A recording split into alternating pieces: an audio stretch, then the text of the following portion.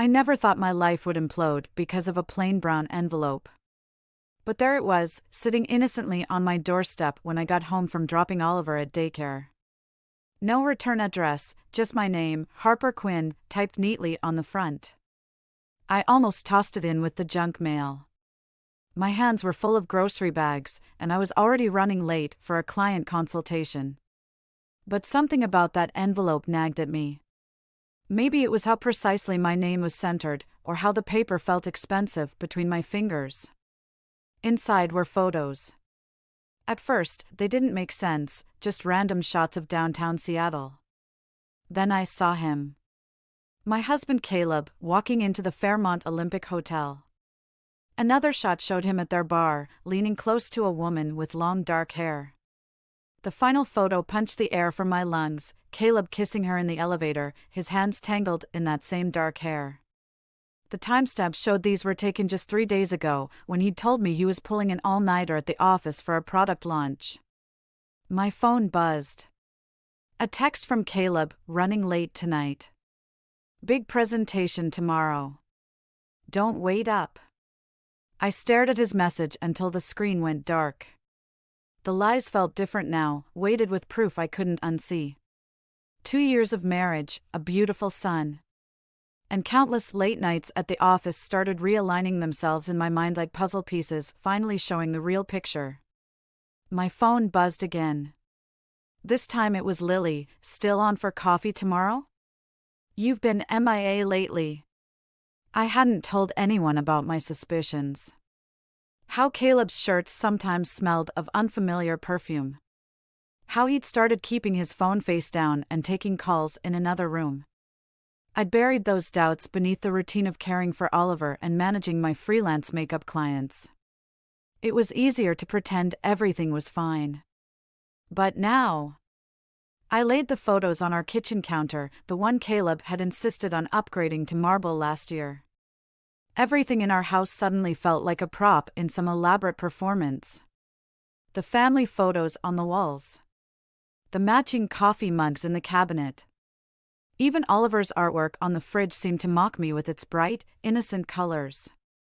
My hands shook as I texted Lily back, "Actually, can you come over tonight? Need to talk." Then I called my afternoon client and rescheduled. I couldn't possibly focus on making someone else look beautiful when my own life was crumbling. I spent the next hour going through Caleb's things, looking for what? More evidence? Some explanation that would make this all make sense? In his closet, I found receipts for restaurants I'd never been to, tucked into jacket pockets. A small jewelry box from Tiffany's hidden behind his winter sweaters, definitely not something I'd ever received. The front door opened at exactly 6:15 p.m., right on schedule. "Honey? Why's your car still here?" Caleb's voice carried upstairs, confused but not worried. "Not yet." I looked at myself in our bedroom mirror, smoothing my hair and straightening my shoulders. The woman staring back at me wasn't the same person who'd walked through that door with groceries this morning. That Harper had been naive, trusting. This Harper had evidence scattered across her marriage bed and rage simmering beneath her skin. "Up here," I called out, surprised by how steady my voice sounded. "We need to talk about your late nights at the office." His footsteps paused on the stairs. In that moment of silence, I could almost hear the gears turning in his head, crafting explanations and excuses. But I had photos that told the truth, and soon he'd realize that his carefully constructed double life was about to come crashing down. I picked up the envelope and waited for my husband to walk into a conversation that would change everything. The dinner table felt like a minefield. My mother kept glancing at Caleb's empty chair while Dad pushed his pot roast around his plate. Oliver, blissfully unaware of the tension, happily smeared mashed potatoes across his face. "Another late meeting?" Mom's voice carried that edge I'd grown to hate, the one that said "I told you so" without actually saying it. "Product launch," I replied automatically, the lie tasting bitter on my tongue. It had been 3 days since I'd found the photos, and I still hadn't confronted Caleb. Each night, he'd come home with perfectly crafted excuses and gentle kisses that felt like betrayal. You know, Harper, Dad set down his fork when your mother and I were starting out. James, Mom warned, but he continued. No, Margaret, she needs to hear this. When we were young, I worked 2 jobs to keep us afloat. But I never missed Sunday dinner. Not once. I focused on wiping Oliver's face, grateful for the distraction. Caleb's company is different. Tech startups are demanding. Too demanding to see his son? Mom's question hung in the air like smoke. My phone buzzed. A text from Caleb, sorry, babe. Meeting running long. Tell your parents I'm sorry to miss dinner. Kiss Oliver goodnight for me.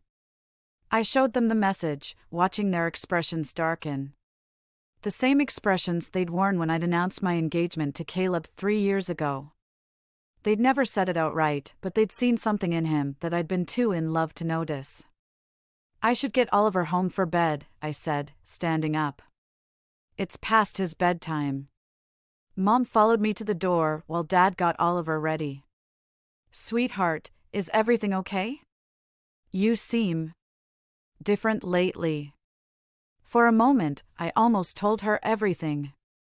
About the photos, the lies, the nights I lay awake listening to Caleb shower as soon as he got home, washing away evidence of where he'd been. But telling her would make it real, and I wasn't ready for that yet. I'm fine, Mom. Just tired. She hugged me tight, and I had to fight back tears. You know you can always come home, right? You and Oliver both. The drive home was quiet except for Oliver's soft snoring from the backseat. I took the long way, passing by Caleb's office building. His car wasn't in its usual spot, but I hadn't expected it to be. I wondered if he was with her right now, in some expensive hotel room, while I drove our son home alone. When I pulled into our driveway, I noticed a woman standing near our front door. For a wild moment, I thought it might be her, the dark-haired woman from the photos. But as I got closer, I recognized Lily's familiar silhouette. Surprise, she called out softly, noticing Oliver asleep in my arms. I brought wine and that terrible reality TV show you love. Inside, after putting Oliver to bed, Lily poured us each a generous glass of red. Okay, spill. You've been avoiding me for days, and you look like hell. I pulled out my phone, scrolling to the photos I'd saved. Someone sent these to me. Lily's sharp intake of breath said everything. She flipped through them slowly, her expression hardening with each swipe. That son of a bitch. I don't know what to do, I admitted, the words finally breaking free. I haven't confronted him yet. I keep waiting for. I don't know what I'm waiting for. You're waiting for it not to be true, Lily said gently. But Harper, you need to. The front door opened, and Caleb's voice called out, Honey? Why are all the lights still on? Lily and I froze, staring at each other. My phone, with the damning photos still displayed, sat between us on the coffee table. Footsteps approached the living room, and I had to decide, face him now, with Lily as my witness, or continue pretending everything was fine. I reached for my phone just as Caleb walked in, but I wasn't quite fast enough. His eyes caught the image on the screen, and for just a moment, his carefully maintained facade cracked. After Caleb's hasty retreat from the living room that night, I couldn't sleep. His laptop sat on his desk, taunting me. He never logged out, why would he? We'd always trusted each other. Or at least, I'd trusted him. The clock read 3:17 a.m. when I finally sat at his desk. His password was still Oliver's birthday. Some things hadn't changed, even if everything else had. I didn't know what I was looking for until I found it, a second email account hidden in his browser history. The username made my stomach turn, cfoster.private@gmail.com.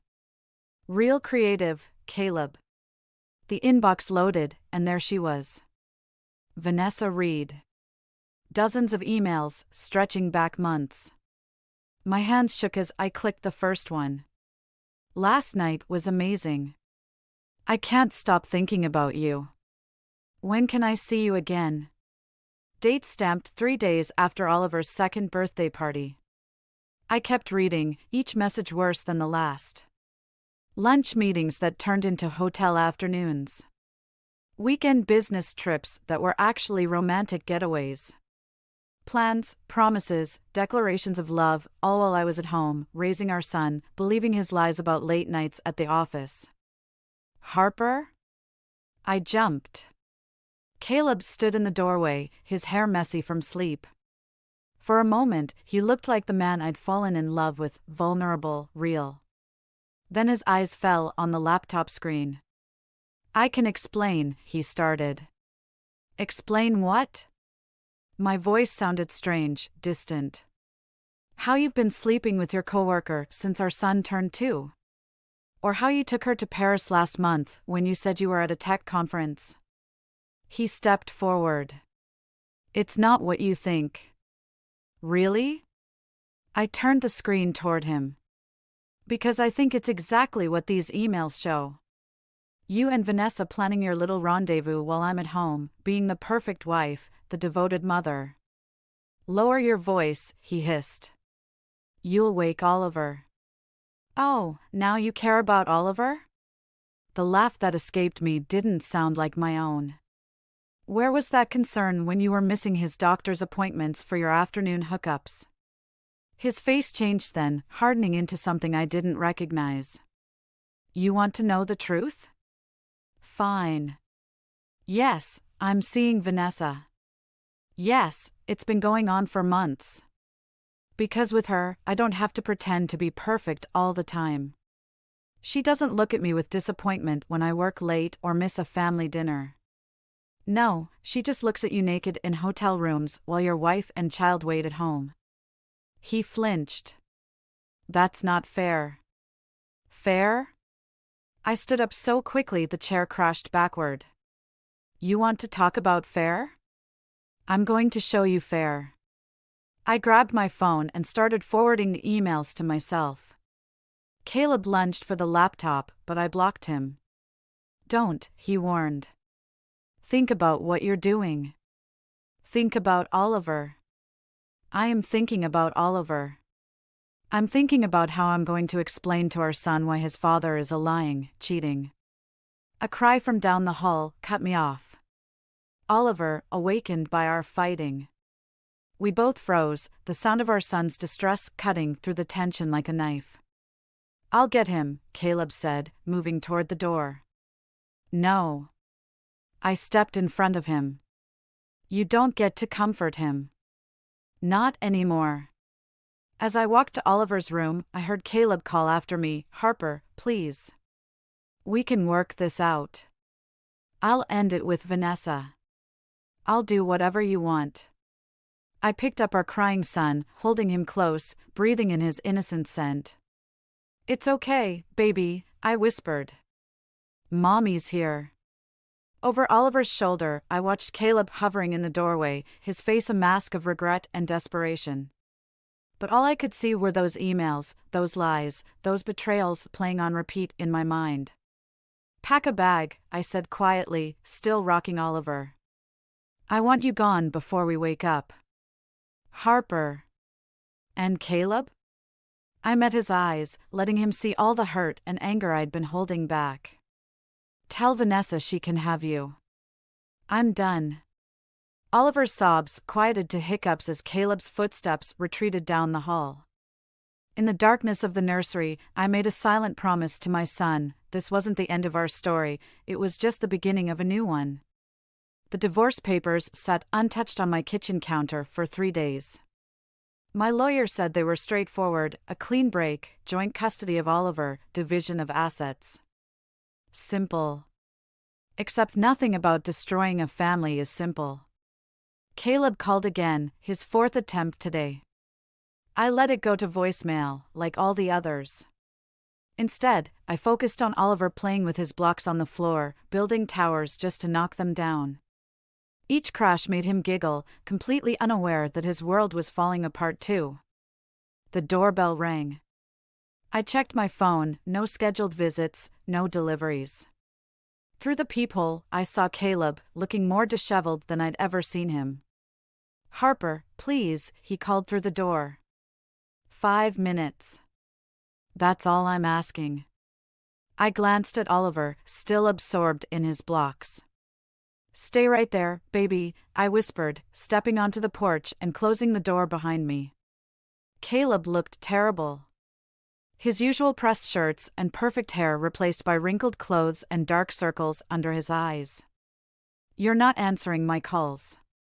"I'm busy keeping our son's life as normal as possible." "I miss him."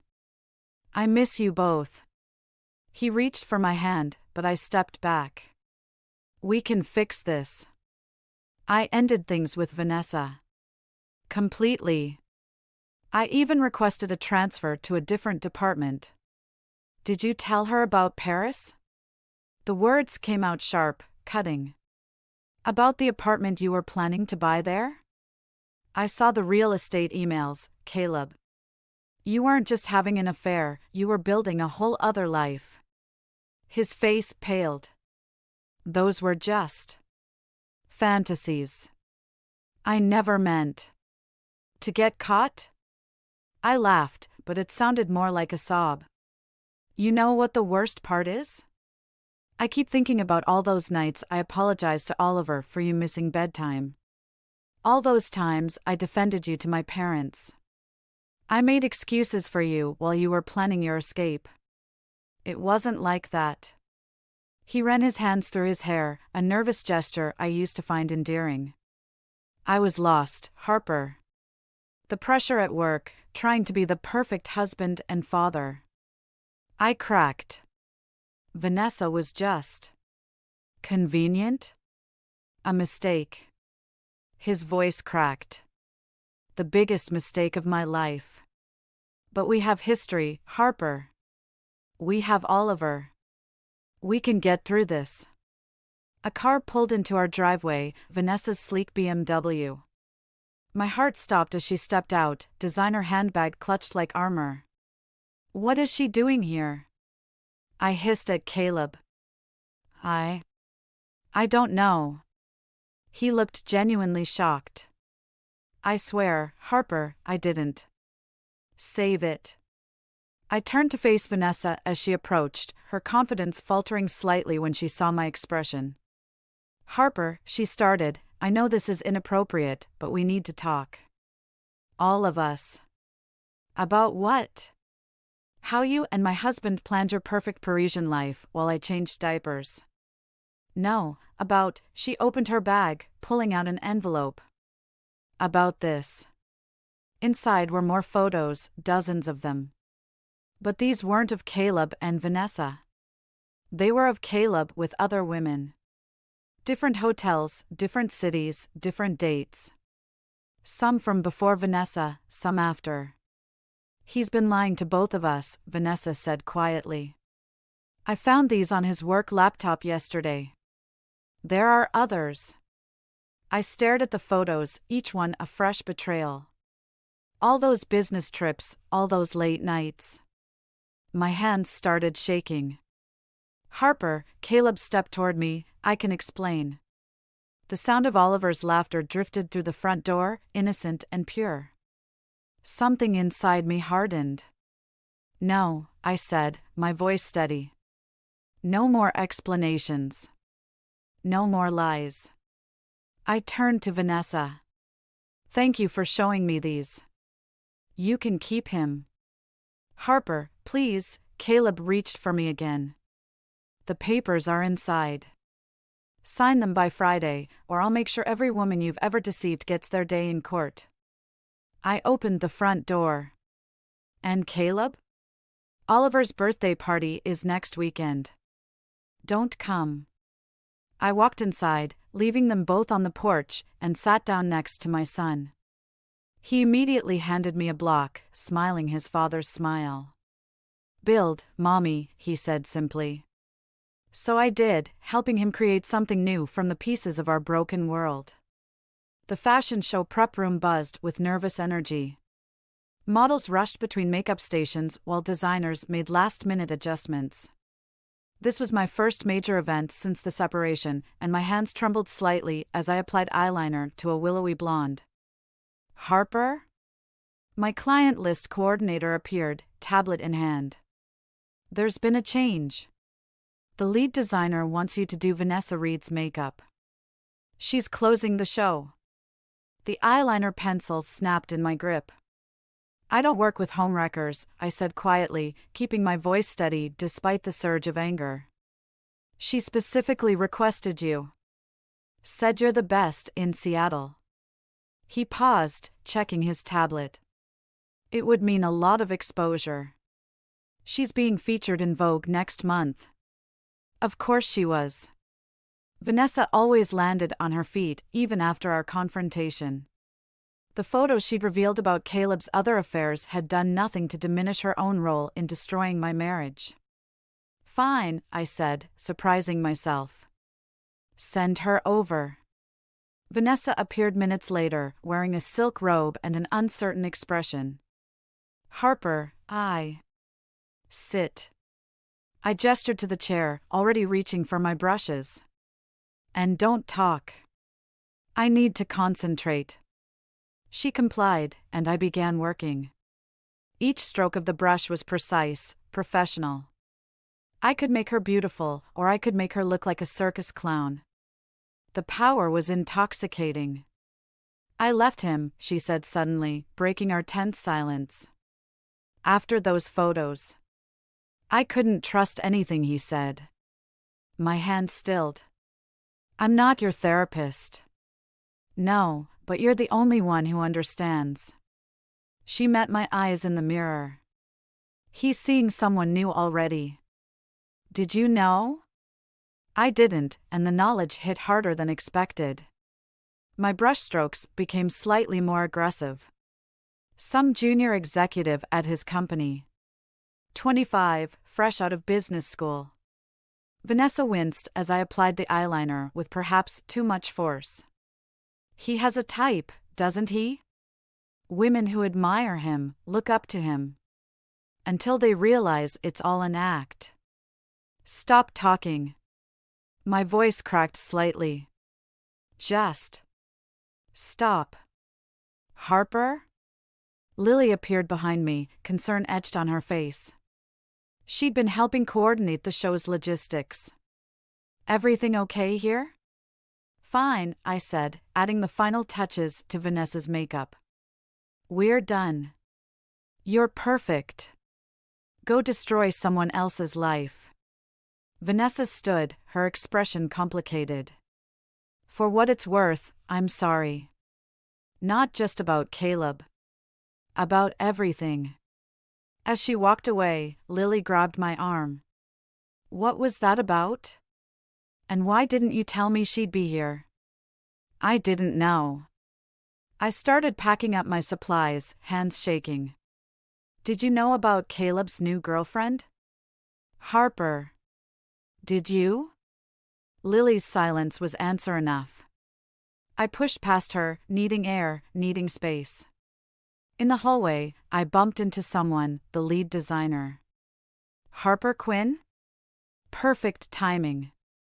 I wanted to discuss using you for our Paris Fashion Week team next month. Paris. Where Caleb and Vanessa had planned their future. Where he was probably taking his new girlfriend now. I need a minute. I rushed toward the exit, ignoring the calls behind me. Outside, the Seattle rain matched my mood. My phone buzzed, a text from my mom, Oliver's having a great time. Don't worry about rushing back. Another buzz. Caleb, can we talk about adjusting the custody schedule? Sarah would like to meet Oliver. Sarah. The new girlfriend had a name. I stared at my reflection in a rain puddle, mascara running down my cheeks. The woman looking back at me seemed foreign, broken, lost. But something else flickered in those eyes. Determination. Rage. Power. My phone buzzed again. The lead designer, Paris offer stands. All expenses paid, 3-week contract. Need answer tonight. I thought about Caleb and his parade of women. About Vanessa and her perfectly made-up face. About Oliver, who deserved a mother he could be proud of. Walking back inside, I found the lead designer. About Paris, I said, my voice stronger than I'd felt in months. I'm in.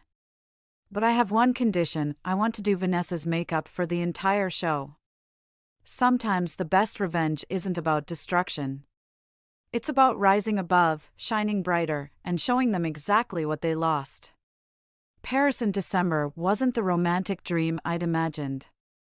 Rain pelted the hotel windows as I unpacked my makeup supplies, trying to focus on tomorrow's show. 3 weeks of working alongside Vanessa, my own personal version of hell, dressed up as career advancement. My phone lit up with a video call from home. Oliver's face filled the screen, chocolate smeared across his cheeks. Mommy! Look what Sarah made. Sarah. Of course she was there during Caleb's custody time. My stomach clenched as the camera panned to show elaborate Christmas cookies spread across my former kitchen counter. My kitchen. Where that woman now played happy families with my son. They're beautiful, baby, I managed. Are you being good for Daddy? Sarah's teaching me to decorate. His innocent excitement felt like needles in my heart. When are you coming home? Soon, sweetheart. Just 2 more. The call dropped. Typical Paris hotel Wi-Fi. I tried reconnecting, but messages started flooding in instead. Caleb, Oliver's asking for you. Maybe you should reconsider this Paris thing. Mom, he needs stability right now, not a globetrotting mother. Lily, call me ASAP. Caleb's filing for primary custody. The room spun. I grabbed the desk for support, knocking over my makeup case. Brushes and palettes scattered across the floor like my shattered life. A knock at the door. Vanessa stood there, perfect as always in her model pose. Harper? The designer wants to discuss tomorrow's look. Get out. My voice sounded strange, distant. Are you okay? You look like someone who lost everything? I laughed, harsh and broken. While you're here living your dream career, my ex-husband and his new girlfriend are stealing my son. Vanessa stepped inside, closing the door. Caleb's filing for custody? Don't pretend you care. I started picking up scattered makeup brushes, hands shaking. This is what you wanted, right? To destroy my life? I never wanted. Save it. A brush snapped in my grip. You know what's funny? I thought doing your makeup, making you look perfect for these shows, would be my revenge. Show you both what you lost. But you didn't lose anything, did you? You got your career, your freedom. I'm the one who lost everything. Harper, stop. Vanessa grabbed my hands, forcing me to look at her. Caleb doesn't deserve Oliver. Or you. Or any woman. He's a narcissist who collects people like trophies. I learned that too late, but you're stronger than I ever was. I pulled away. Strong? I'm in Paris doing makeup while another woman bakes cookies with my son. No, you're in Paris building your career while Caleb plays house with his latest victim. She picked up my phone, showing me the cookie photo. Look closer. I did. Behind Oliver's smiling face, I saw what she meant. The kitchen I'd loved was now stark white, my colorful curtains gone, my spice rack replaced with modern minimalism. Sarah's influence, erasing me piece by piece. He's doing to her what he did to us, Vanessa said quietly. Creating the perfect life, the perfect woman. Until she stops being perfect. My phone buzzed again. Lily, don't panic. I've called your lawyer. Sarah's history of job hopping and 3 failed engagements won't look good in court. We've got this. Lily. Always fighting in my corner while I ran away to Paris. The show starts in 12 hours, Vanessa said, gathering my scattered supplies. Make me beautiful. Make me perfect.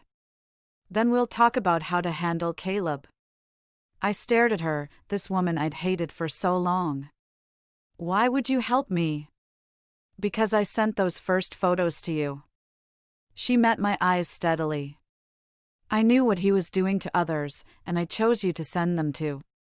Because you seemed strong enough to break the cycle. The makeup brush felt different in my hand now. Not a tool for revenge, but for transformation. For both of us.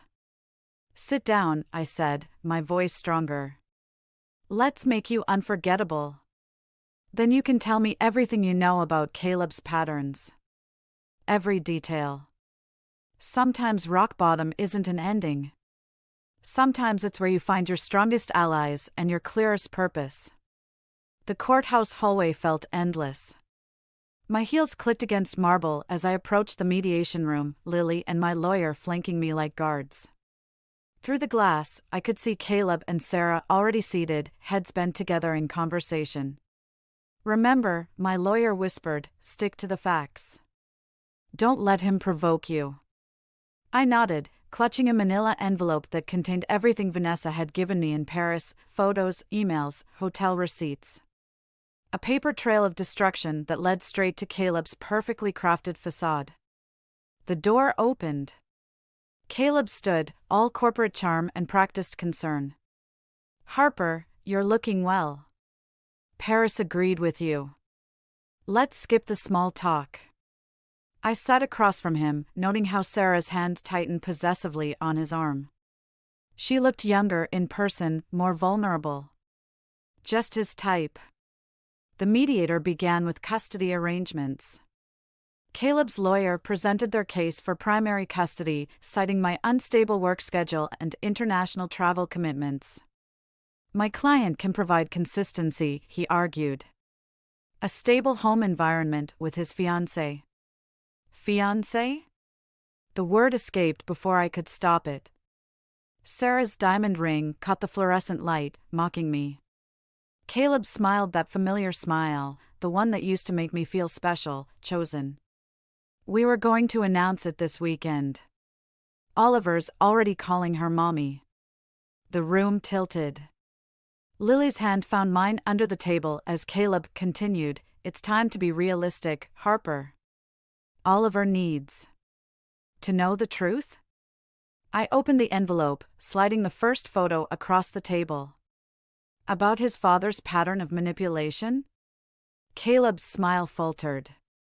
Sarah leaned forward, confusion clouding her features as she studied the image, Caleb with another woman, dated just 2 weeks ago. This is irrelevant, Caleb's lawyer interjected, but I kept going, laying out photo after photo, email after email. 6 women in the past year, I said quietly. Each one thinking they were special, chosen. Each one manipulated into believing they were the only one. I turned to Sarah. Has he taken you to La Petite Maison in Paris yet? It's his favorite spot for proposals. Sarah's face drained of color. Caleb? She's lying, he snapped, but his mask was cracking. These are obviously doctored. The hotel receipts aren't doctored, I continued. Neither are the credit card statements or the burner phone records. Would you like to explain those? The mediator cleared her throat. Perhaps we should take a break. No. Sarah's voice shook. I want to hear this. She picked up one of the photos, studying it. This was last week. You said you were in Vancouver for work. Caleb stood abruptly, chair scraping against floor. This is ridiculous. I won't sit here and listen to these accusations. Sit down, Mr. Foster, the mediator ordered. Or this mediation ends and we move directly to court proceedings. He sat, but his eyes burned into mine. Why are you doing this? Because Oliver deserves better, I said simply. Better than watching you cycle through women, better than learning that lies and manipulation are normal. Better than becoming you. Sarah stood quietly, slipping off her engagement ring. It clinked against the table as she walked out, dignity intact, but shoulders shaking. "You've ruined everything," Caleb hissed. "No," I corrected him. "You did that yourself. I'm just making sure you can't ruin anyone else." I turned to the mediator. "I have a custody proposal. Joint legal custody, but Oliver's primary residence stays with me. Mr. Foster can have supervised visitation until he completes therapy and parenting classes." Caleb laughed bitterly. "You think this makes you better than me? Destroying my relationship, my reputation? No, Caleb. This makes me different from you. Because unlike you, I'm thinking about Oliver's future, not my revenge." As we left the mediation room, Lily squeezed my hand. "You okay?" I watched Caleb through the glass, alone now, staring at the evidence of his destructive patterns spread across the table. For the first time, he looked small, ordinary, just a man who couldn't stop breaking things. "Yeah," I said, surprising myself by meaning it. "I really am." 1 year later, I sat in my home office, staring at the blinking cursor on my laptop screen. The blog post was almost finished, my 100th entry about surviving betrayal and rebuilding life after divorce. What had started as therapy had somehow become a lifeline for thousands of women going through similar struggles. A notification popped up: "Vanessa Reed liked your post." We'd developed an unexpected friendship since Paris, bonding over our shared experience and determination to warn others about men like Caleb. Her modeling career had taken off, and she'd become an advocate for women's empowerment in the fashion industry. Oliver's laughter drifted through the open window. He was playing in the backyard with Caleb, their first unsupervised visit since the custody agreement. I watched them from my desk, noting how Caleb had changed. The designer suits were gone, replaced by casual clothes and genuine smiles. Therapy had stripped away his perfect facade, revealing something more human underneath. My phone buzzed. A text from Sarah: "Thank you for saving me from making a huge mistake. Getting married next month to someone real. Would love for you to do my makeup for the wedding." I smiled, remembering how she'd reached out months ago, wanting to understand what had happened. We'd met for coffee, two women healing from the same man's manipulation. Her engagement ring now belonged to someone who deserved her trust. "Harper?" Lily appeared in my doorway, carrying 2 glasses of wine. "Your parents just called. They want to know if you're still coming to dinner tonight. Wouldn't miss it." I saved my blog post and closed the laptop. Dad's making his famous pot roast. The same pot roast from that awful dinner when everything started falling apart? The very same. I took a glass from her, remembering that night. Who would have thought that was actually the beginning of everything coming together? Outside, Oliver squealed as Caleb pushed him on the swing. Higher and higher, but not too high, Caleb was learning boundaries, finally understanding that love wasn't about possession or perfection. "Your latest post is trending," Lily noted, scrolling through her phone. "The one about forgiveness, not meaning reconciliation. It's what everyone struggles with most." I watched Oliver jump from the swing into Caleb's arms. Learning that you can forgive someone while still choosing yourself. The doorbell rang. My date for dinner, a kind-eyed photographer I'd met at Fashion Week. We were taking things slowly, both carrying our own histories, both understanding that trust is earned in small moments rather than grand gestures. "Time to go in," I called out the window. Oliver ran inside, Caleb following more slowly. "Thanks for today," he said, lingering in the doorway. "And for everything else." The therapy recommendations, the second chance with Oliver. "We're both doing better this way," I replied simply. After they left, Oliver for his playdate, Caleb to his own life, my date to reschedule for another time, I returned to my laptop. The cursor still blinked, waiting for me to finish my story. I typed, "Revenge isn't always about destruction. Sometimes it's about reconstruction, building yourself into something stronger than before. Sometimes the best revenge is simply living well, loving deeply, and letting go of the perfect picture you thought your life would be." Lily read over my shoulder. "That's it? That's how you're ending it?" "No," I said, adding one final line, "because the end of one story is just the beginning of another. And this time, I'm writing my own." I hit publish and stood up, ready for dinner with my parents. Ready for whatever came next. The manila envelope of Caleb's indiscretions still sat in my desk drawer, untouched for months. I didn't need it anymore. Its purpose had been served, not just in saving me, but in saving others too.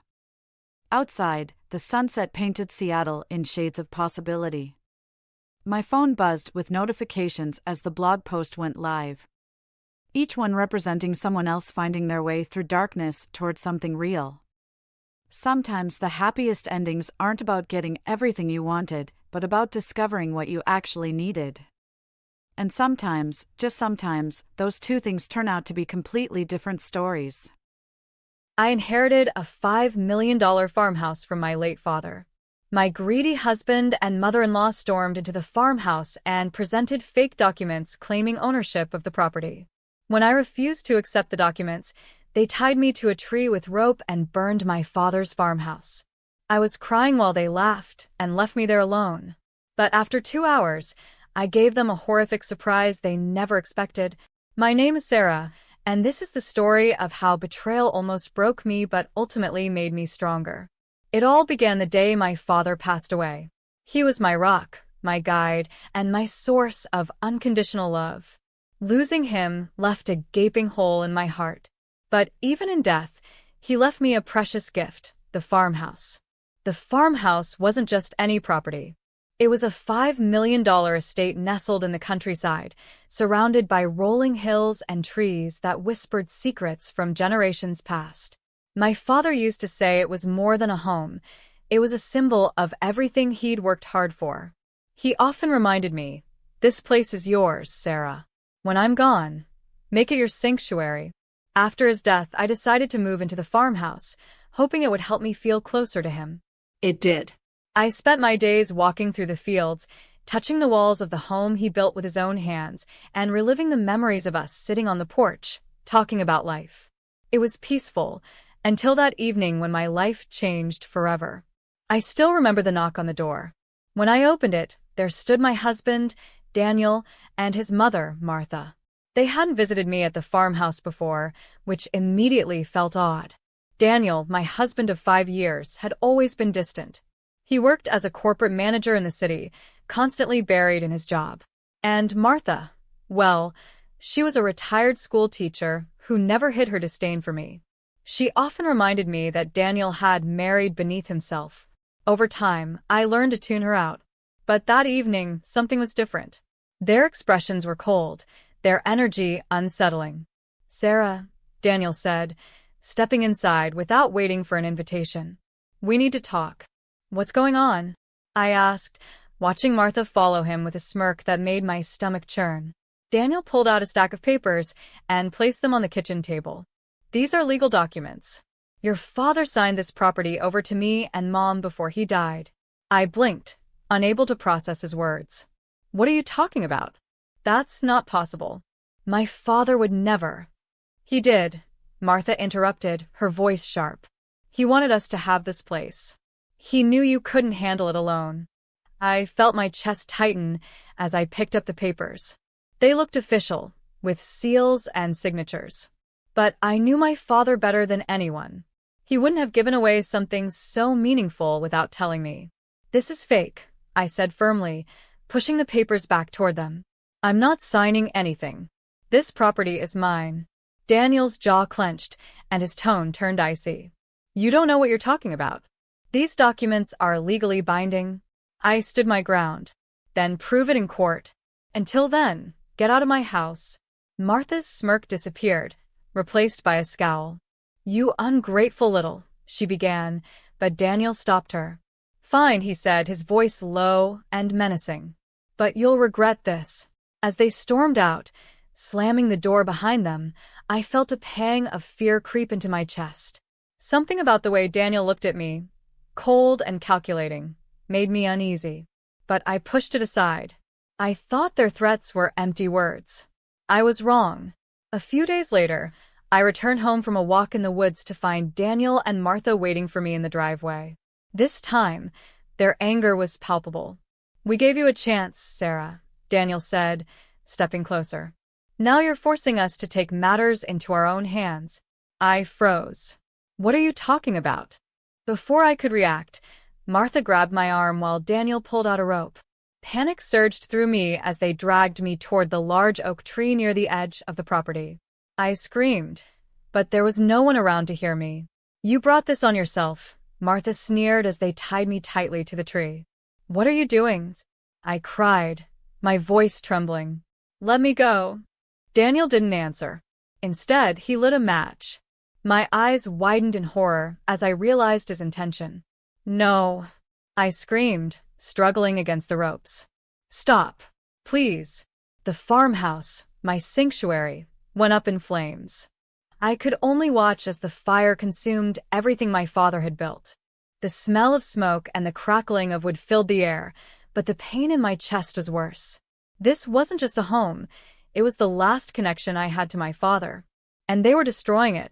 When the fire raged high enough to light up the night sky, Daniel and Martha walked away, leaving me tied to the tree. "Enjoy the show," Martha said with a cruel laugh before disappearing into the darkness. For a moment, I thought it was the end. But then something inside me shifted. Fear turned into resolve. Betrayal burned in my veins like fuel, igniting a fire of my own. I wasn't going to let them win. The moment Daniel and Martha disappeared into the darkness, leaving me bound to that tree, I knew I had two choices: surrender to despair or fight for my life. The flames from the burning farmhouse roared in front of me, licking the night sky. The smoke was thick, making it hard to breathe. The farmhouse wasn't just a building, it was everything my father had worked for. Watching it collapse was like losing him all over again. But I couldn't let it end like this, not tied to a tree, defeated. My hands were bound tightly, the rope biting into my wrists. I twisted and pulled, ignoring the pain, determined to free myself. The firelight flickered across the property, casting eerie shadows. I focused on a jagged piece of bark sticking out of the tree. Gritting my teeth, I rubbed the rope against it, over and over, until my arms felt like lead. Just when I thought I couldn't go on, the rope began to fray. With one final pull, it snapped and I was free. My hands were raw and bleeding, but I didn't care. I stumbled forward, coughing and gasping for air. The fire was relentless, but I couldn't stop staring at it. My father's legacy was gone, reduced to ash by the people who were supposed to be my family. But as I stood there, something shifted inside me. I wasn't just heartbroken anymore. I was angry, furious. I clenched my fists, vowing that I wouldn't let Daniel and Martha get away with this. They thought they'd won, but they didn't know who they were dealing with. The first thing I did was call the police. It felt surreal describing what had happened. My husband and his mother tied me to a tree and burned my house down. I told the officer on the phone. The disbelief in his voice was palpable, but I didn't care. "Send someone," I insisted. "I can prove everything." While I waited for the authorities, I began surveying the damage. The farmhouse was completely destroyed, nothing but blackened rubble. The heat from the fire still radiated, and the smell of smoke clung to the air.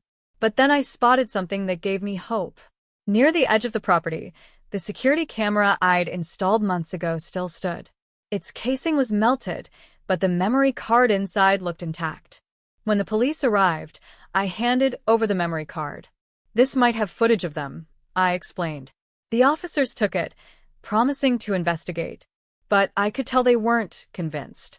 Their skepticism was like a slap in the face, but I refused to let it deter me. After they left, I sat in my car trying to figure out my next move. My father had always told me, when life knocks you down, get back up stronger.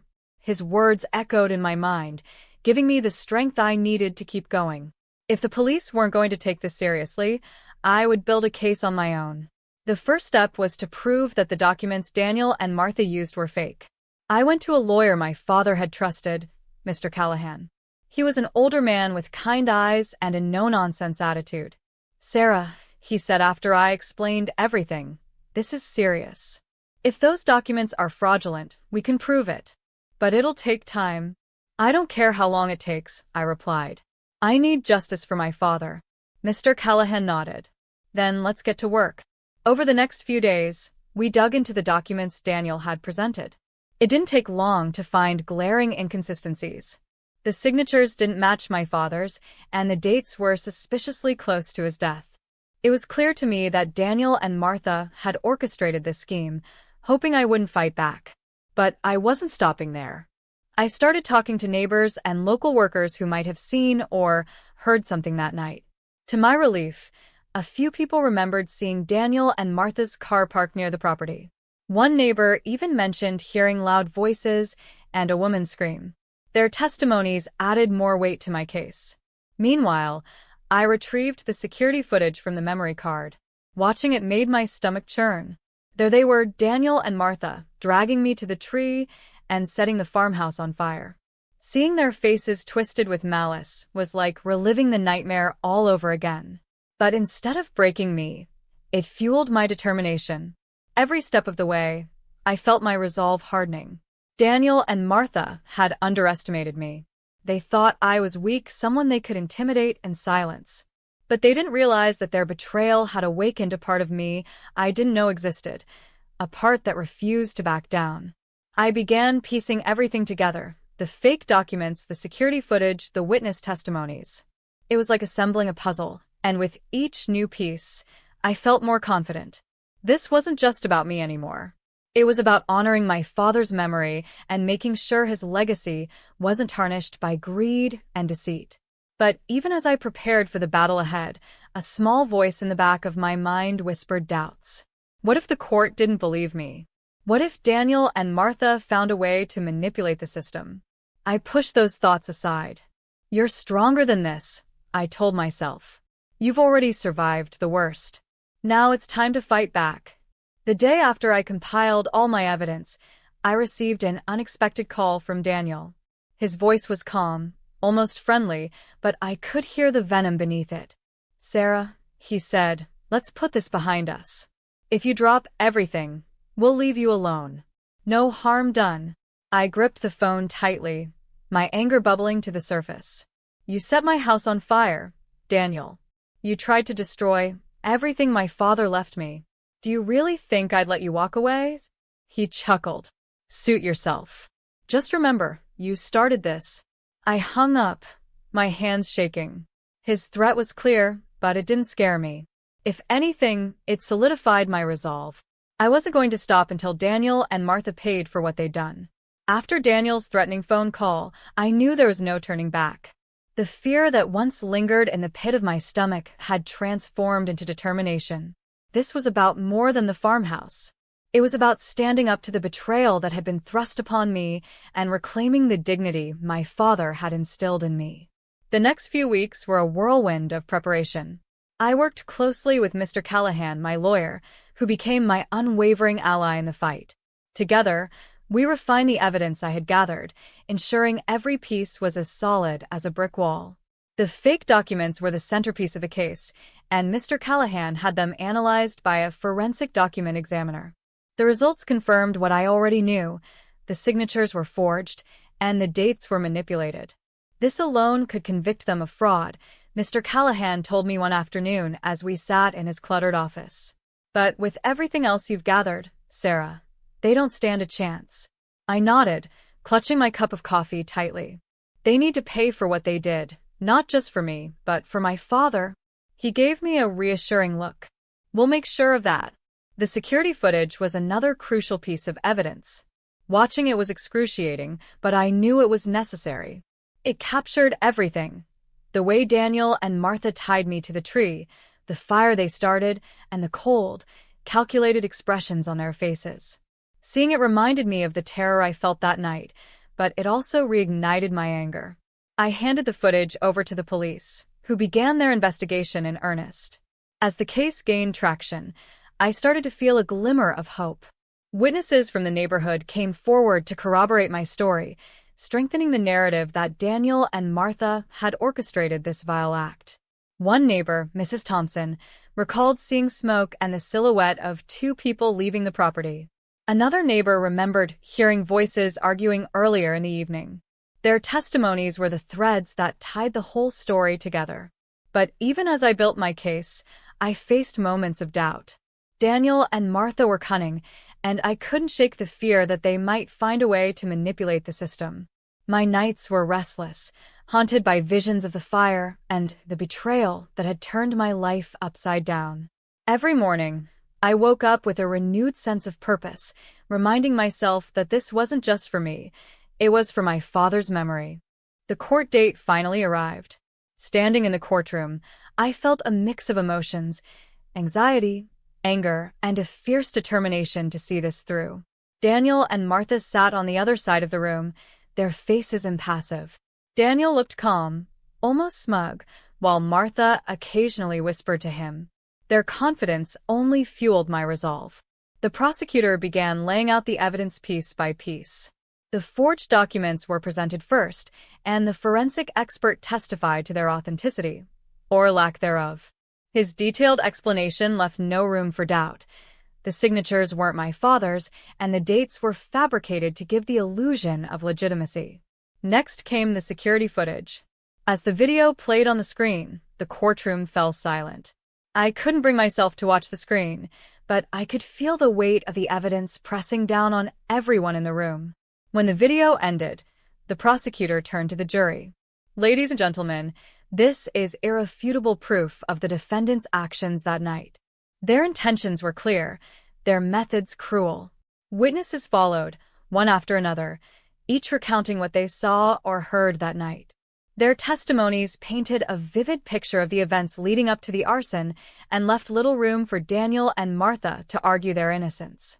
As the trial progressed, I began to feel a shift in the air. The smugness on Daniel's face started to fade, replaced by a flicker of unease.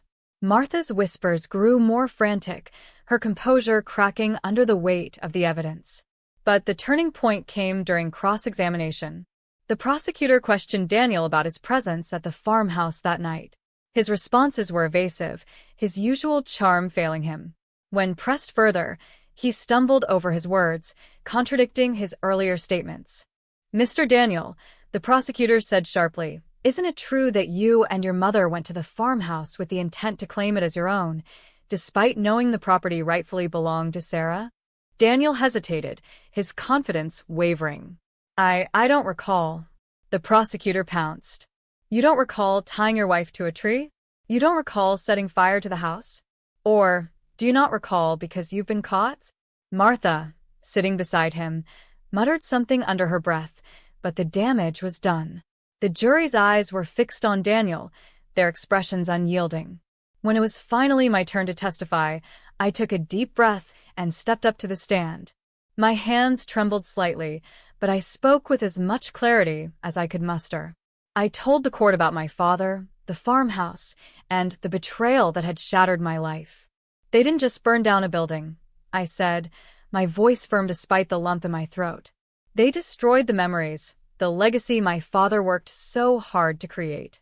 But I refused to let their greed and cruelty define my story. This isn't just about property, it's about justice." As I finished, the room was silent.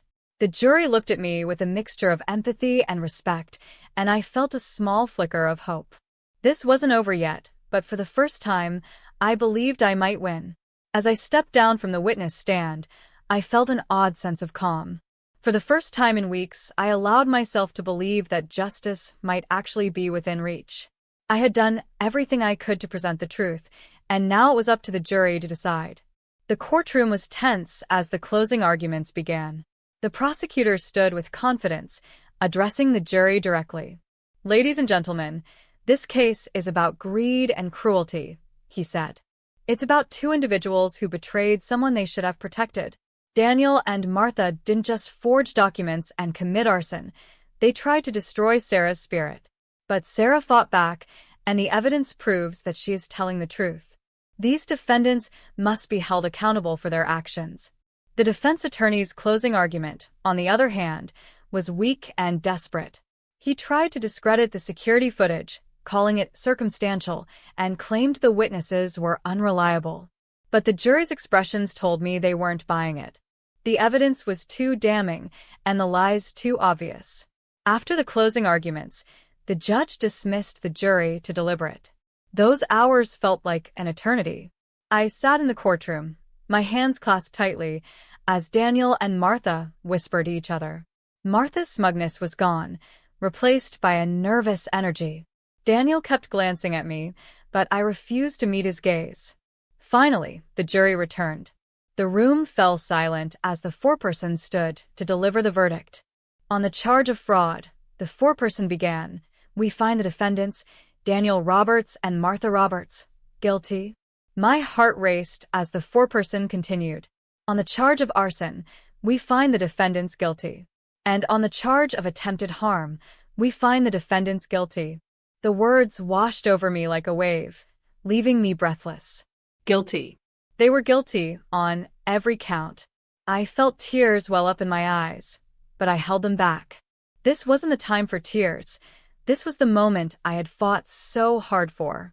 The judge sentenced Daniel and Martha to lengthy prison terms, ensuring they wouldn't be able to hurt anyone else for a very long time. As they were led out of the courtroom in handcuffs, Daniel looked back at me. His face was a mixture of anger and defeat. I didn't look away.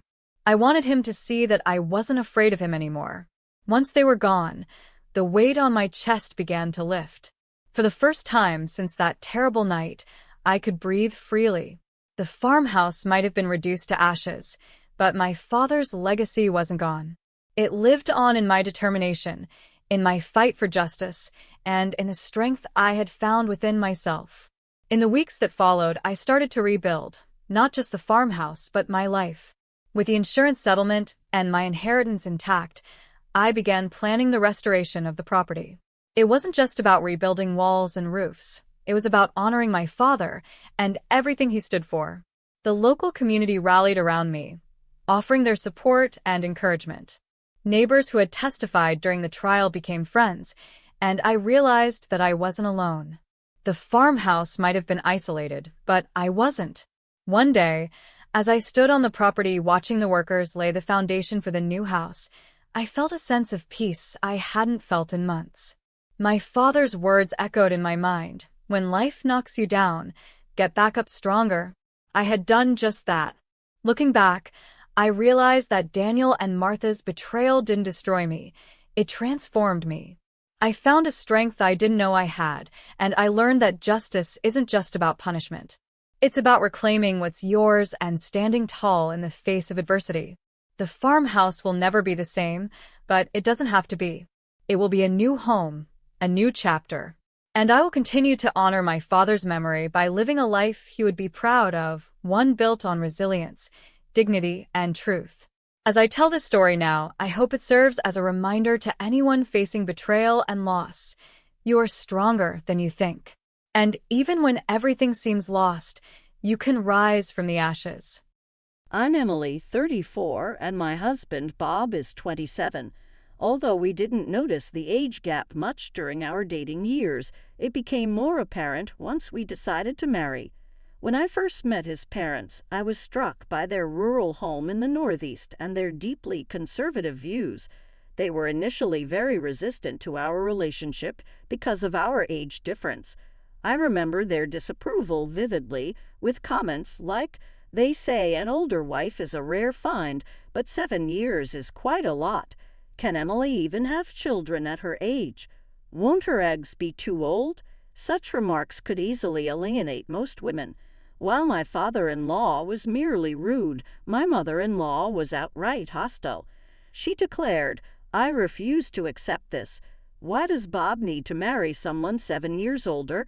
It's too embarrassing to even discuss with the neighbors.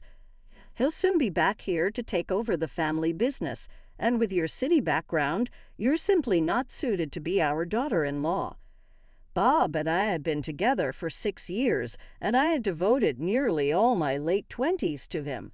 I was committed to marrying him, and after living together for a few years, I didn't have the energy to search for someone else. In my frustration, I pushed Bob into proposing, and he reluctantly agreed. Perhaps due to his youth or just his nature, he seemed to prefer keeping things as they were. When his parents opposed our engagement, he quickly shifted his stance, saying, "See, I told you it was too soon to get married. We can just register our marriage later." I responded firmly, "It's not too soon. The age difference will change no matter how much time passes." Turning back to his parents with a polite smile, I said, "Yes, I am older than Bob, but that's something beyond our control. I promise to do my best to prove myself as a worthy daughter-in-law. I'm not perfect, but I hope you can accept me." Though they agreed with some reluctance, Bob's sister was adamantly opposed. At our first meeting, she bluntly declared, "Just so you know, don't refer to me as your sister-in-law. It's completely unacceptable for my brother to marry someone older than me." Looking back, I realized I was naive. Yet, with the confidence of someone who had navigated difficult clients in my work, I believed I could handle it. I now understand what they call rude bullying. I convinced myself that moving back to the countryside to live with the in-laws was not as bad as the horror stories I had read online. I should have called off the wedding at that point, but as they say, hindsight is 20/20ths. Now, a year later, I deeply regret getting married. Although our daily life and work routines didn't change much after we registered our marriage, one major shift was the frequent phone calls Bob started receiving from his mother. I could only guess what they were about, likely questioning when we would move back home and probably urging him to consider divorce. Whenever Bob received calls from his mother, he would retreat to another room or the bathroom, trying to shield me from overhearing. But with our small apartment, it was impossible not to catch snippets of the conversation. I often heard phrases like, "So Emily was saying," and couldn't help but listen in. It seemed they were accusing me of opposing the idea of moving back to Bob's hometown to live with his parents, but that wasn't true. When I asked Bob about moving back, he had expressed reluctance, saying he didn't want to live somewhere without a nearby convenience store and where job opportunities were scarce. It seemed he was using me as a scapegoat for his own unwillingness to return home. It was frustrating to see Bob cast me as the villain to cover up his own hesitations. Just now, I overheard Bob in the next room saying, "So if I bring up divorce, I'd have to pay alimony, right?" His hesitation about divorce wasn't rooted in any lingering affection for me, but rather in his aversion to pain. Hearing his true feelings was disheartening. It might be time to seriously consider divorce. Although we don't have children, I began contemplating it privately without mentioning it to anyone. Shortly after, I received a call about Bob's sister's upcoming wedding, prompting us to take the express train back to his family's home for the ceremony. Despite Bob being considered the heir, our wedding had been a modest family dinner, while his sister's wedding was set to be a lavish event. I wanted to fulfill my social obligations and avoid any further fallout on our part.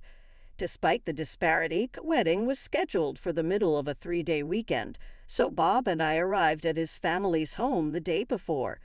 Bob's sister's family is from a neighboring city, and the wedding was set to take place at a venue there with plans for the relatives to travel by chartered bus on the day of the event. As the family home became a hub for relatives, they began arriving in droves. The ceremony was set for just after 2:00 p.m. to avoid overcrowding the venue's dressing rooms. The venue staff, including dressers and hairdressers, came to the house. Even Bob's parents were getting dressed up. Our own wedding had been more of a simple family dinner, so we wore slightly nicer everyday clothes. The contrast in treatment was stark and surprising. I had changed into the dress. I had splurged on a dress for the occasion, done my makeup, and was setting my hair when my father-in-law called out, "Hey, Emily, could you serve some refreshments to the relatives waiting?" With a smile, I began handing out refreshments, introducing myself with, "Nice to meet you. I'm Bob's wife. Please enjoy the refreshments," and trying to make my presence felt with the poise of a seasoned TV announcer. Despite my mother-in-law's suggestion to stay in Bob's room, I was eager to fulfill my role and make a good impression. I was determined to make a positive impact. Shortly after, the bus arrived to take us to the wedding venue. The relatives boarded with excitement, and as I prepared to join them, my mother-in-law called out, "Wait a minute, Emily. I forgot the pearl necklace. Could you go get it?" "Really, in this formal dress?" I asked. She insisted. "It's in the drawer on top of the dresser in my room. It's a keepsake from my mother. Please hurry and bring it." "Understood. I'll look for it now," I replied. I hurried to my mother-in-law's room and began searching through the cluttered dresser drawer. The necklace wasn't immediately visible, and with everyone else already on the bus, I started to feel anxious. After about 5 minutes, I found a box that looked promising. I opened it quickly and dashed to the entrance, only to see that the bus had already left. The entire family, including Bob, had departed without me. "You've got to be kidding," I exclaimed, rubbing my eyes in disbelief. The bus was nowhere in sight. I panicked, realizing I'd left my cell phone in my bag, which had already been loaded onto the bus. I knew the venue's name but didn't have the phone number. Without my phone, I couldn't reach Bob, and without my wallet, I couldn't even get a taxi. What was I going to do?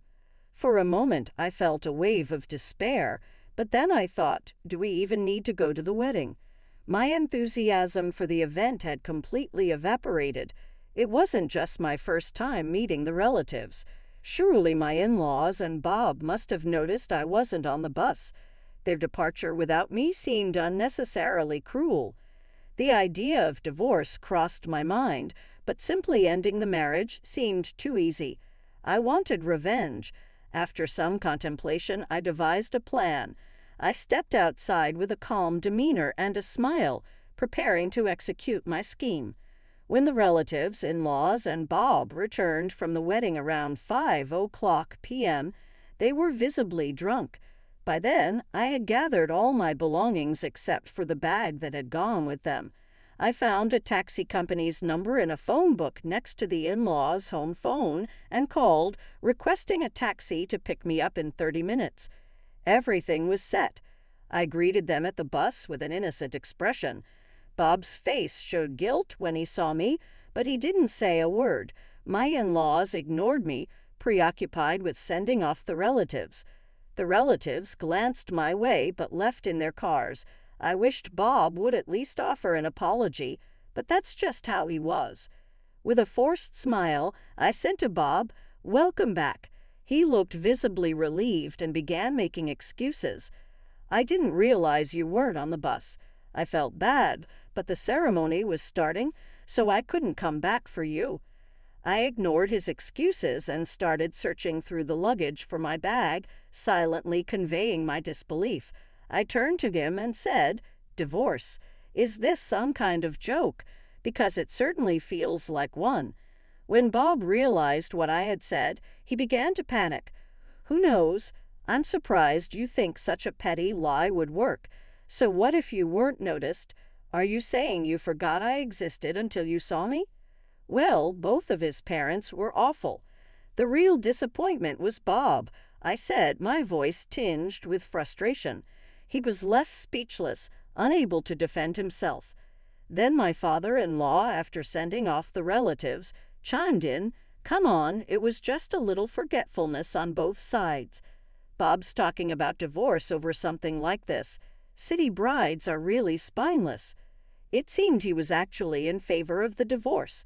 My mother-in-law, upon hearing about it, smirked and said, "I knew it. A city bride just doesn't fit in. She was never right for our family." Her hypocrisy infuriated me. If that was how they felt, they should have just invited Bob to the wedding alone. Why make me travel all this way only to leave me behind? Anyone would be outraged by such treatment. whether they're a city bride or a country bride. When I shouted, my mother-in-law shouted back, "We never intended to invite you in the first place. There wasn't even a seat prepared for you. Bob brought you along by mistake, so we left you behind." I was shocked by her audacity. As I glared, Bob quickly looked away and shifted the blame to his mother, saying, "Well, Mom didn't explicitly say to come alone, so I assumed it meant as a couple." My mother-in-law's unreasonable anger continued. "And why did you go around serving tea and introducing yourself as the bride at the venue?" Relatives were asking why the wife didn't show up, not realizing Bob was even married. It made us look foolish. "That's your own fault, and it's absurd to say I shouldn't introduce myself," I retorted. It seemed my effort to introduce myself as Bob's wife to the relatives had made an impact. "So you never intended to acknowledge me and planned to divorce me eventually. That's why you kept our wedding a secret from the relatives and made it seem like just a dinner party." Neither my father-in-law nor my mother-in-law responded, but their silence confirmed my suspicions. It was clear to me that severing ties with this family was the right decision. "Fine, I'll grant your wish and divorce you. I'm better off without a hostile family and an unreliable husband." I boarded the taxi that had just arrived and took the last train back to my apartment. I was able to sleep that night. I impulsively searched for lawyers online and began packing my belongings. I kept myself busy until dawn. When I finally woke up late the next day, I found several missed calls from Bob and my in-laws. It seemed my revenge had made its mark. After being left behind, I came up with a plan for revenge, but I wanted to keep it within the bounds of safety and legality. I didn't want to just divorce and suffer in silence without making a statement. I recalled how concerned my mother-in-law was about the neighbors' opinions. There was a surplus of refreshments and snacks she had bought for the relatives, so I decided to use them. I bagged up the leftover treats and set out around the neighborhood, greeting everyone with a smile. "Hello, I'm Bob's wife," I announced, and proceeded to share everything about how I had been treated and left behind on the wedding day. That evening, my mother-in-law and I had a loud argument outside, and naturally the entire neighborhood heard. A perfect form of revenge for a family so worried about their public image. Afterward, Bob and I divorced without any major complications. The stories I shared were framed as casual conversations, so I wasn't sued for defamation. With the help of a lawyer, I was able to claim compensation for the abandonment and secure a satisfactory settlement. As for my sister-in-law, her marriage quickly unraveled. She had concealed her difficult personality to get married, but people rarely change. Her true nature emerged, and the marriage soared rapidly. Within 6 months, she had divorced and moved back to her parents' home. By then, the incident of my abandonment had become a notorious rumor. Eventually, the in-laws gained a reputation as a vile family that mistreated their daughter-in-law, leading to a much more subdued existence. Bob's prospects of finding a new bride in his hometown seemed bleak. I learned all this from a neighbor I had befriended and exchanged phone numbers with. It felt like perfect justice for me.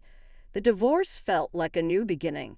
I regretted not recognizing the true nature of Bob and his family sooner, but now I had a clear perspective. Perhaps I should have withdrawn immediately when faced with their initial opposition, but I was young and naive. I don't want to disregard the happy moments we shared, so I see the past year as a valuable lesson for my future. I'm relieved to have resolved the situation and moved on. I'm Lana. I've been the woman of the house since I was 12 when my mom passed away.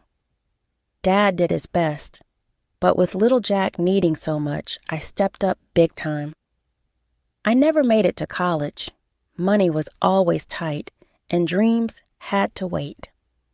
Instead, I dove headfirst into work straight out of high school, landing a gig at a small ad agency. Jack's the brainy one, clever as they come. I scrimped and saved every dime I could to get him through college. He graduated top of his class, landed a job at some fancy trading company, and shot up the ranks like a rocket. Tonight, though, wasn't about Jack or bills or work. Tonight was about letting loose for once. My best friend Mia dragged me out to this swanky party downtown, saying I needed to unplug and unwind. So here I was, squeezed into a dress I last wore when I thought Lay's jeans were a good idea, nursing a drink and feeling out of place among the glittering crowd. Mia was off mingling, leaving me leaning against a wall, scanning the room. That's when I saw him, Lucas. He stood out not just because he was ridiculously handsome with that annoyingly perfect hair, but because he laughed like he meant it, eyes crinkling, head thrown back. Way out of my league, right? But life's funny sometimes. He caught me staring, smiled, and walked over. My heart did a weird flip. "Hi, I'm Lucas. I couldn't help but notice you from across the room," he said, voice smooth like he practiced it. I blinked. Words stuck somewhere between my brain and my mouth. Lana, hi, enjoying the party?" His eyes twinkled with genuine curiosity, not the bored politeness you'd expect at these things. It's all right. Not really my scene, you know. Too many ties and high heels," I muttered, feeling my cheeks heat up. He laughed, and it was like a warm blanket on a cold night. "I hear you. I'm about ready to ditch the tie myself. So, what do you do when you're not critiquing fashion choices at fancy parties?" "Advertising. Well, more like wrangling ads and hoping people click on them more than they ignore them," I said, warming up to his easy demeanor. "Sounds like a challenge. I'm in software myself. And speaking of challenges, how about we challenge each other to a dance? This party could use a little livening up," he offered, hand outstretched. The music was some kind of jazz electronic fusion, the beat just right. We moved awkwardly at first, but soon found a rhythm. By the end of the song, I was laughing, breathless, and surprised at how much fun I was having. As the party wrapped up, Lucas leaned in. "Could I see you again, maybe somewhere less sparkly?" "Sure," I blurted out, surprised at my own boldness. "I'd like that." We exchanged numbers, and he flashed me another heart-stopping smile before disappearing into the night. Walking home later, under the streetlights with the city quiet around me, I couldn't help but think maybe, just maybe, this was the start of something new. Since that party, Lucas and I had been pretty much inseparable. It felt like we'd known each other for ages, not just a few months. We'd go out for cheap eats, walk around the park, or just hang at my place, talking till it was way past decent bedtime hours. Lucas had this way of making everything seem interesting. It was a chilly Saturday when he said, "Hey, let's go for a drive." "Sure, where to?" I asked, pulling on my oldest, comfiest sneakers. "It's a surprise. Trust me, you'll like it," he winked, that grin plastered on his face that told me trouble in the best way possible. We drove out of the city, the buildings shrinking behind us. After about an hour, we ended up at this little lookout spot overlooking the river. The sun was just setting, turning the sky all sorts of crazy, beautiful colors. Lucas led me to a secluded spot, pulled out a blanket from his car, and we just sat there, watching the light fade. "You know, Lana, these past months with you, they've been the best," he started, his voice more serious than usual. "I love being with you. You make everything better, and I can't imagine not having this, not having you." I didn't know what to say. I mean, I felt it too, but hearing it, that was something else. "Lucas, Before I could finish, he reached into his jacket pocket and pulled out a small box. My heart skipped about a dozen beats. "Lana, will you marry me?" he asked, opening the box to reveal a ring that sparkled even in the fading light. I stared at him, then at the ring, and all I could think was how this wasn't my world. Fancy rings, proposals at sunset, that was stuff for other people, not me. But looking at Lucas, seeing him all nervous and hopeful, I realized that maybe, just maybe, it could be my world too. Yes, Lucas, of course, yes, I laughed, the sound bubbly and a bit hysterical even to my own ears. He slid the ring on my finger and we hugged, the world spinning around us like one of those cheesy movie scenes. But it didn't matter. It was real. It was ours. And it was just the beginning, or so I thought. When we got back to my place, I called Jack first thing. "Jack, you're not going to believe this." "What? What's up?" His voice was alert, ready for anything. Lucas proposed. There was a pause then. What? Holy? Are you serious?" "As serious as I can be. I'm getting married, Jack." "Oh, Lana, that's incredible. I'm so happy for you. Lucas is a great guy. You two are going to be amazing together." "Thanks, Jack. I think so too," I said, a smile so wide my face hurt. We talked a bit more, but I could tell Jack was genuinely stoked for me. It felt good having my little brother's blessing. It was supposed to be just dinner, but standing at the doorstep of Lucas's parents' house, it felt more like I was gearing up for battle. His mother, Mrs. Aldrich, answered the door with a plastered smile that didn't reach her eyes. "Lana, finally we meet," she said, her tone cool. "Lucas has told us so little about you." I tried to smile, brushing off the chill her words left. "Thank you for having me, Mrs. Aldrich." "Oh, please, call me Diane," she insisted, but her voice was stiff, formal. The house was immaculate, like something out of a home decor magazine, and it made me self-conscious of every speck of dust I might have carried in. We moved into the living room where Mr. Aldrich was already seated, looking up from his newspaper with a scrutinizing gaze.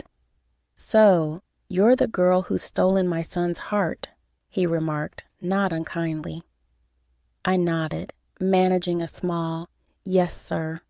Before settling into an armchair, Lucas pointed out, feeling it swallow me whole. Diane didn't waste any time.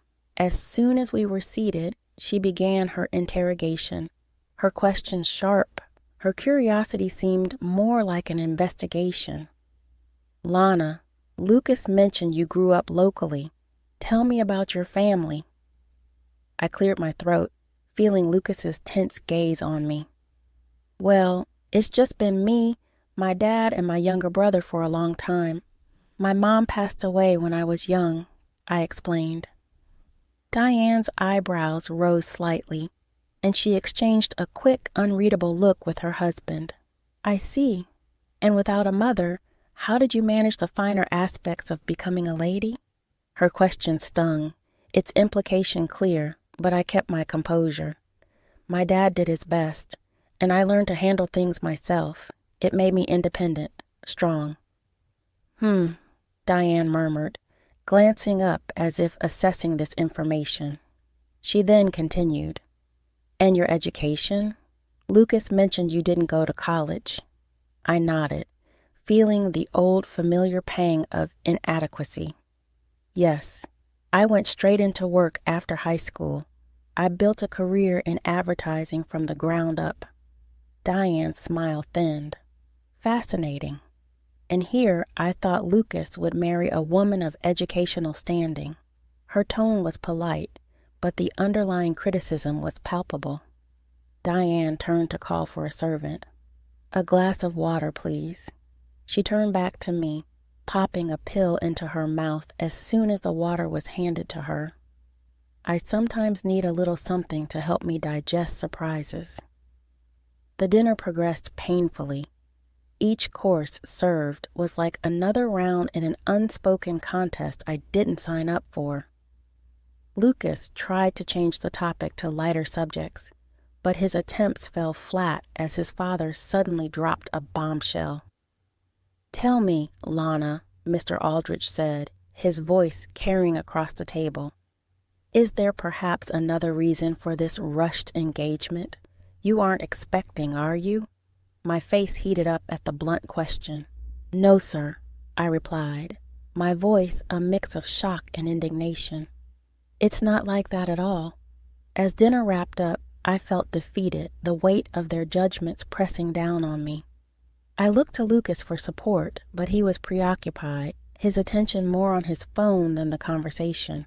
It hurt seeing him so detached when I needed him most.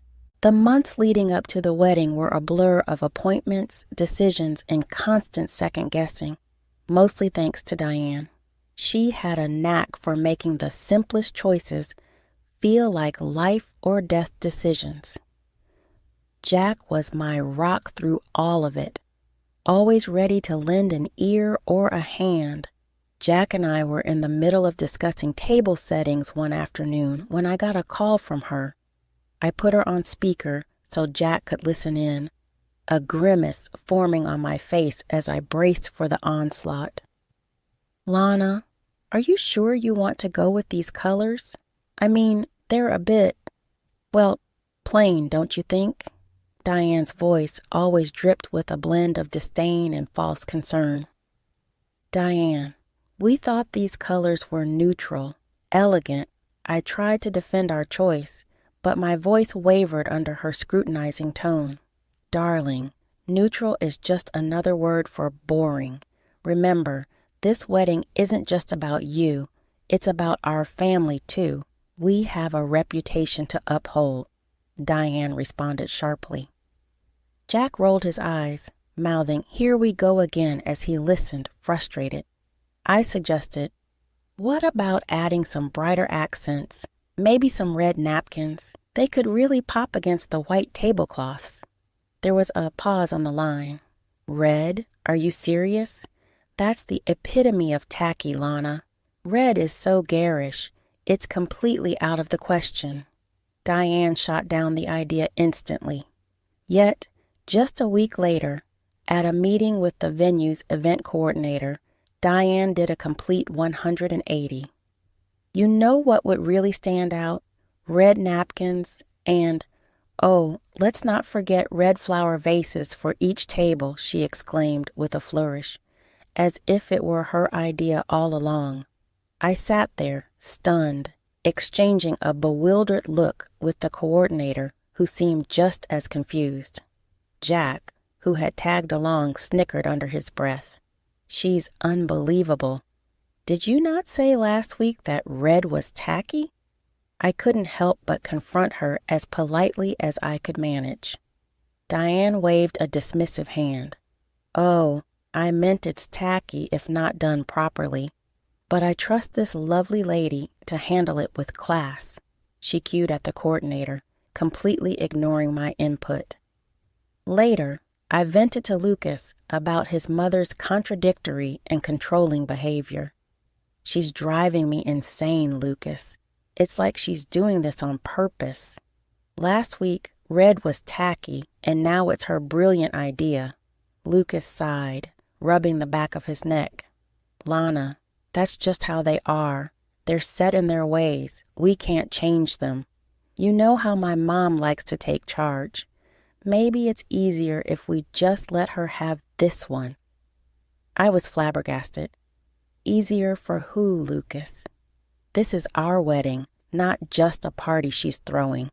He didn't have an answer for that, just a shrug and a helpless look that said he was as caught in the middle as I felt. The morning of my wedding, the air buzzed with a mixture of excitement and nerves. I stood in front of the mirror, adjusting the delicate lace of my dress, the fabric falling perfectly, just how I'd always imagined. My dad knocked gently on the door, poking his head in. "Ready, Lana?" he asked, his eyes misty. I took a deep breath, smoothing down my dress one last time. "As I'll ever be, Dad."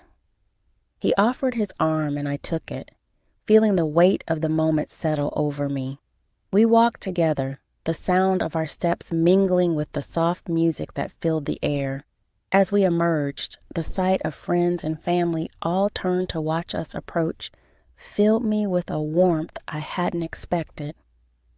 My dad squeezed my hand as we walked, his presence a calming force. Approaching the altar, my heart skipped a beat, but not just from seeing Lucas waiting there. His mother, Diane, was dressed entirely in black, her outfit more suited to a funeral than a wedding, complete with a large hat covered by a black veil. It was a shock, a stark contrast to the sea of cheerful colors around her. I glared at Lucas, searching for some sign of reaction, but he stood there, stoic and seemingly oblivious to the absurdity of his mother's attire. We reached the altar, and Dad handed me over to Lucas with a tearful smile. I hugged him tightly, whispering a thank you that caught in my throat as emotions threatened to spill over. The ceremony proceeded, and it came time for the speeches. I took a deep breath, turning to address the gathering, my hands shaking slightly as I held my notes. I want to start by thanking my dad, I began, my voice strong despite the shaking. Dad, you raised Jack and me on your own, sacrificing so much to give us a life full of love and laughter. You taught us the value of hard work and the importance of sticking together. A murmur of agreement rippled through the crowd, and I saw Dad wiping away tears, his chest swelling with pride. I also want to thank Lucas's parents, Diane and Michael, for raising such a wonderful man, I continued, turning towards them with a respectful nod. Lucas is kind, intelligent, and caring, qualities that are a direct reflection of both of you. As I spoke these words, Diane's sobbing became louder, her cries theatrical as she lamented, "Today is a day of mourning. I have lost my son to this unworthy woman." The crowd shifted uncomfortably, the tension thick in the air. Lucas, face flushing red, stepped up to speak next, his mother's sobs still echoing around us.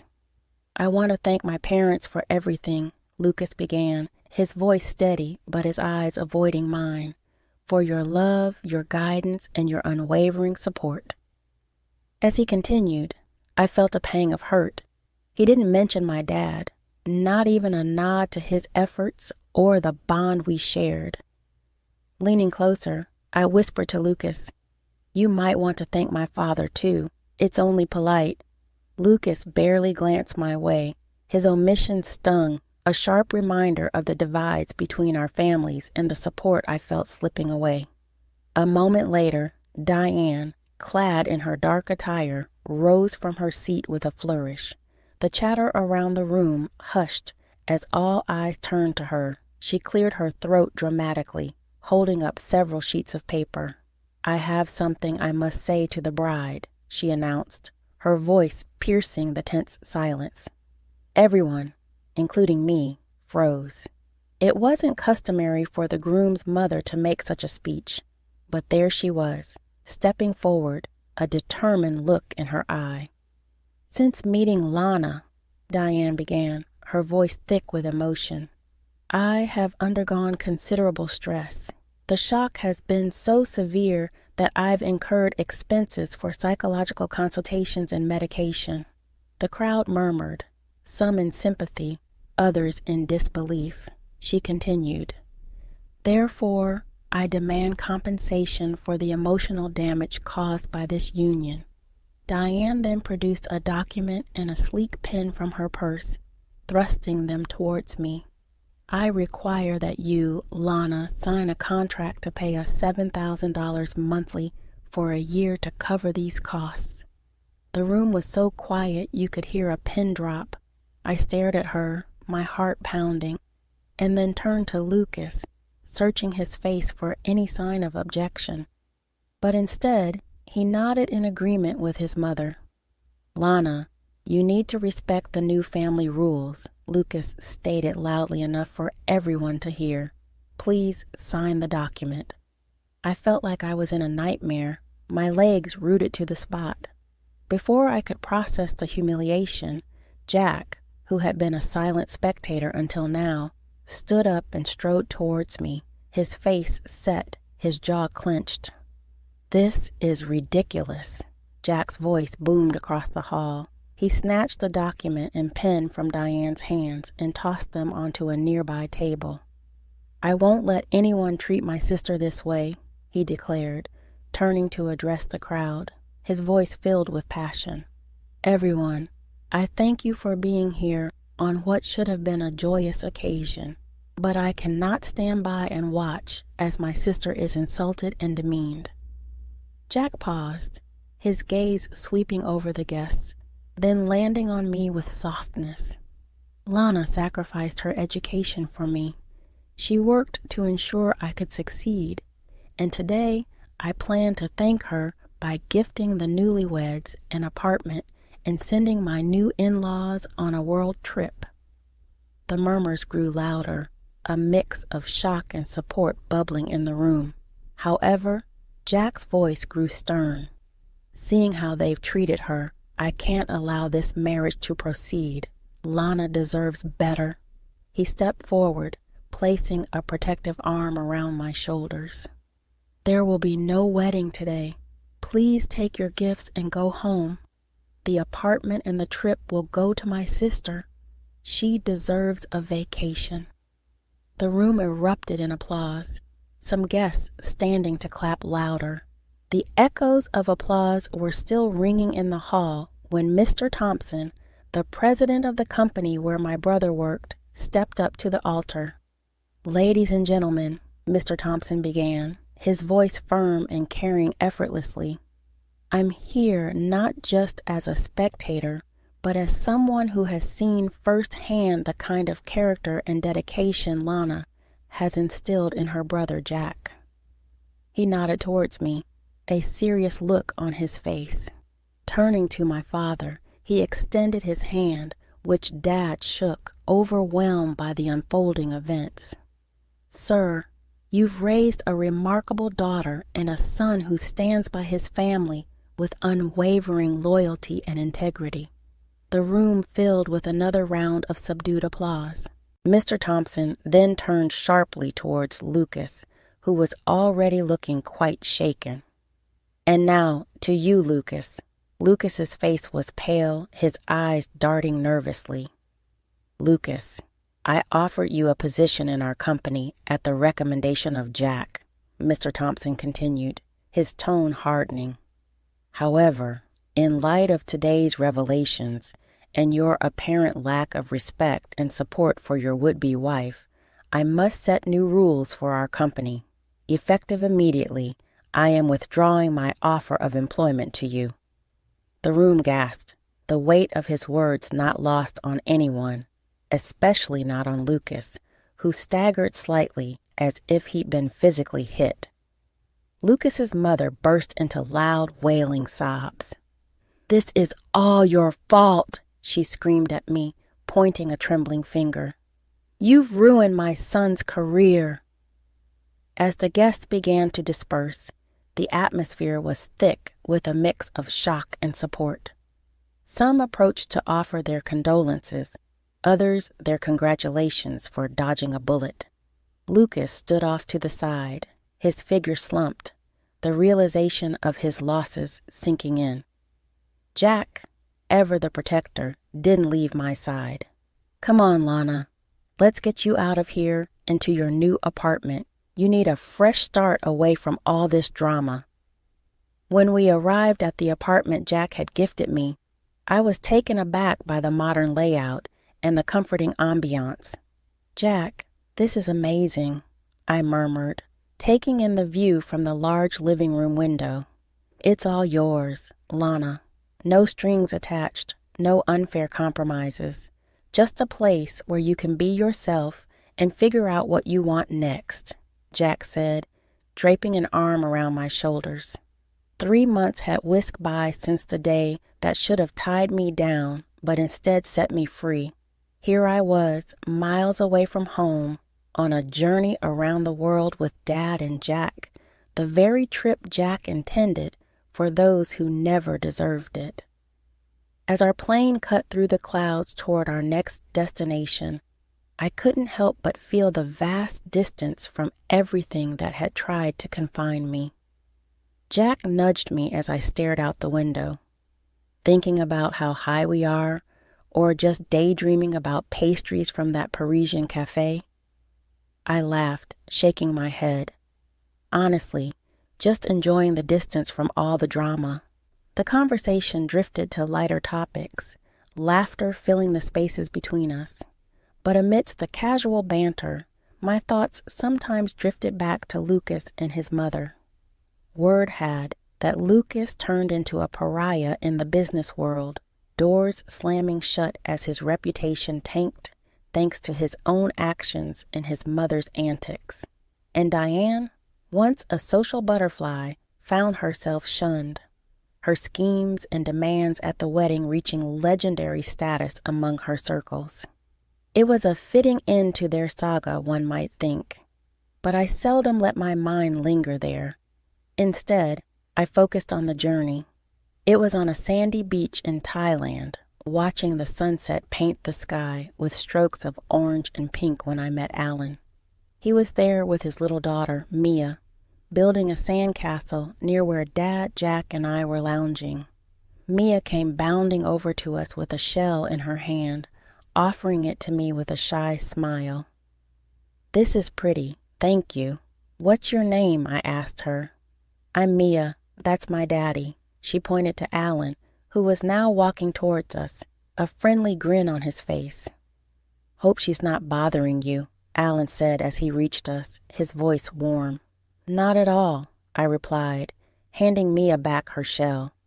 We were just admiring her shell collection. Alan sat down with us, and we started chatting. He was from Australia, a widower, taking some time to travel the world with his daughter. As days turned into weeks, our paths crossed often between guided tours and hotel stays. Alan and I found ourselves sharing stories over coffee, while Mia and Jack concocted sandcastles and adventures. It was easy, comfortable, and something about him felt like home. One evening, as we watched the sunset, Alan turned to me. "Lana, I know this trip is a reset for you, but when we get back, would you want to maybe see where this could go?" I looked at him, at the honest hope in his eyes, and felt a surge of warmth. "I'd like that, Alan. Let's see where it goes." As the trip neared its end, my heart was full, not just from the adventures and the break from my past life, but from the possibility of a new beginning. With each country we left behind, I felt less of the old ties that bound me and more of the new connections that beckoned. "My name is Sarah, and I'm 30 years old. Never let your enemies know your next move. That's what my mother had taught me before she passed. She was an amazing lady who didn't take any from people. She had raised me as a single mom before cancer took her away from me. My mom was pretty concerned about me before she died.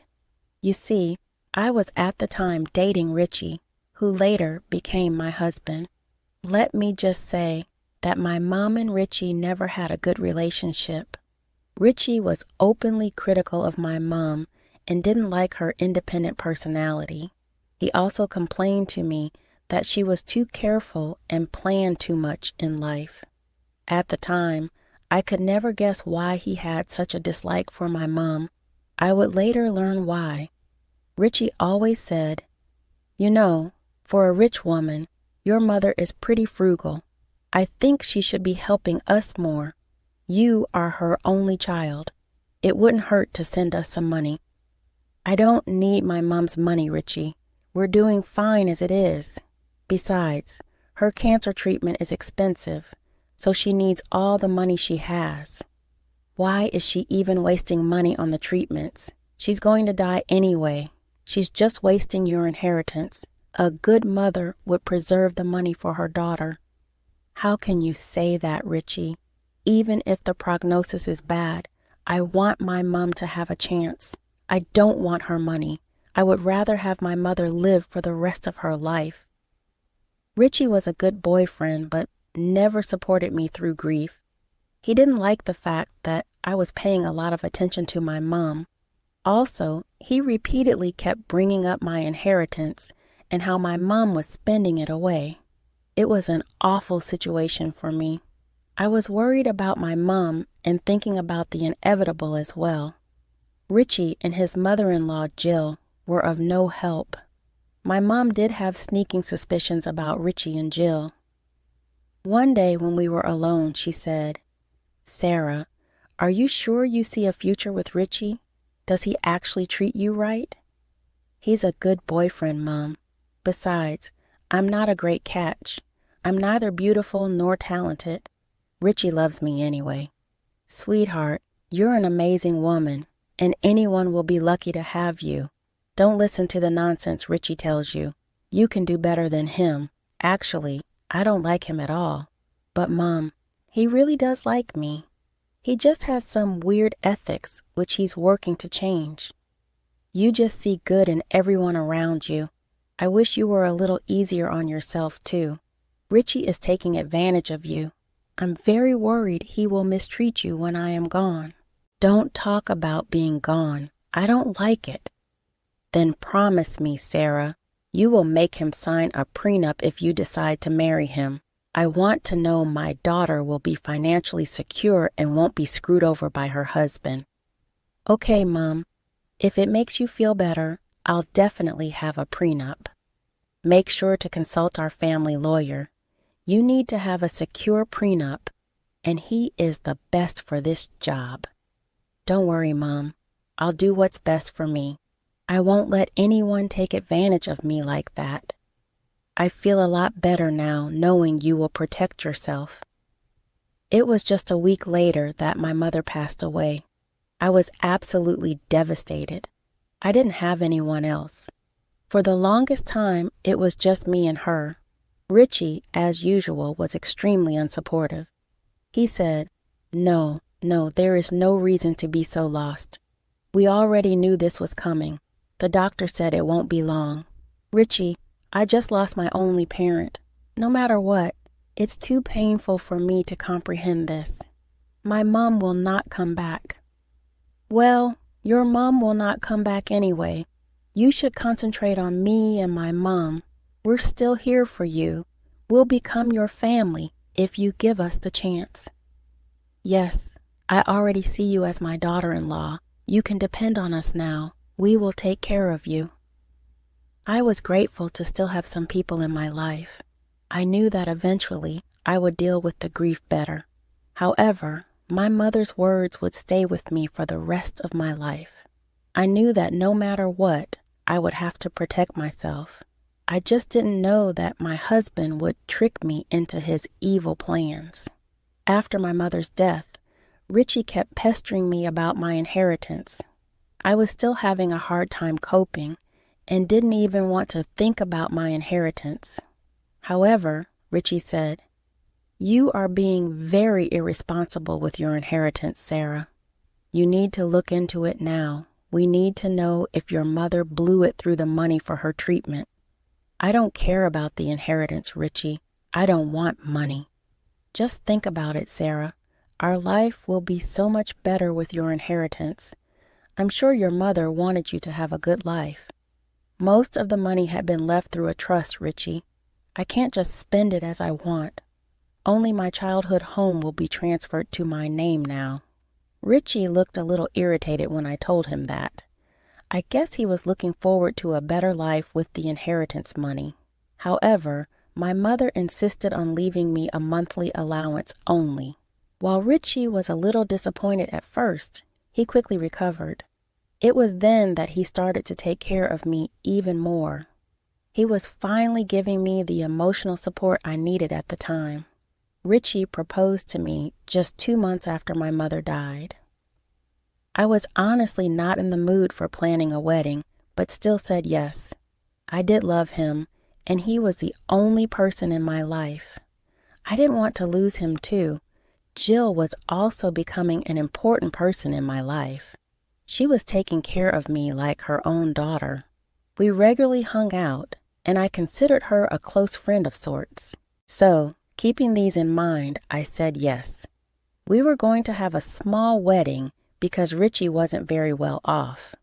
I did offer to cover the majority of the expenses so that he wouldn't get low on savings. His bills were piling up, and one day he decided to tell me everything in detail. He said, "Look, Sarah, I have a lot of responsibilities on my mind and can't handle everything at the moment. You know me and Mom live in a small apartment. The space just isn't enough for us." "I know, Richie.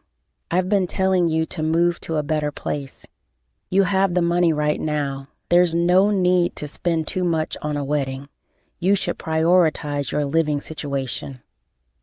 "Yeah, but I don't want to get a new place. You have a perfectly fine house that is fully paid for. Why don't Mom and I move in with you?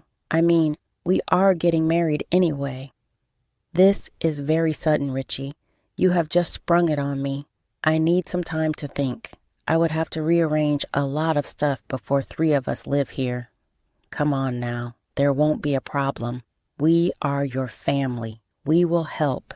It would be better for you to have us under your roof." It was true that my childhood home was big enough to fit everyone. Also, with the wedding near, we had to figure out our living situation fast. However, I was having trouble with what Richie suggested.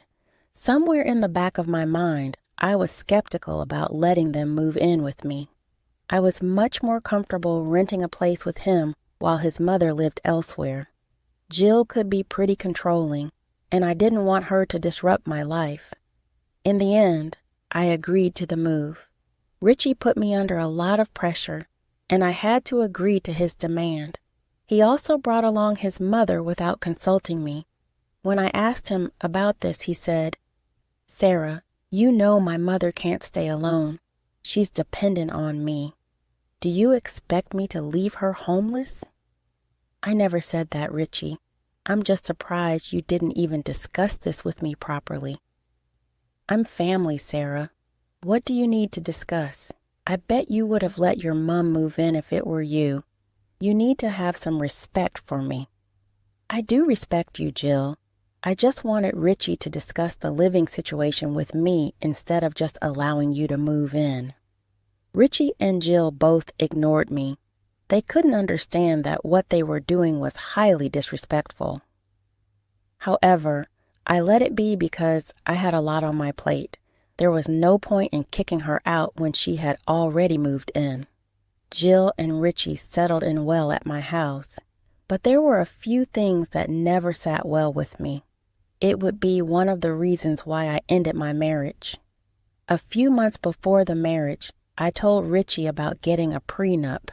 He was pretty shocked and started to get angry. Richie said, "Why do we need to get a prenup? Don't you trust me at all?" "It's not about trust, Richie. I'm simply trying to protect myself. You can get a lawyer and give me your own demands. We can talk about this and come up with a solution." "I'm not signing a prenup, Sarah. This is ridiculous. Why would we need one anyway?" I tried very hard to make Richie understand. I never mentioned that I had promised my mother to get a prenup. After days of trying to convince him, I put my foot down. I told him that I wouldn't marry him without a prenup. That got him scared, and he decided to cave. We consulted our own lawyers and drew our prenup. We both thought the prenup was pretty fair. With that out of the way, I was starting to feel a little less anxious. The wedding happened, and it was a great success. However, the aftermath of the wedding was a nightmare.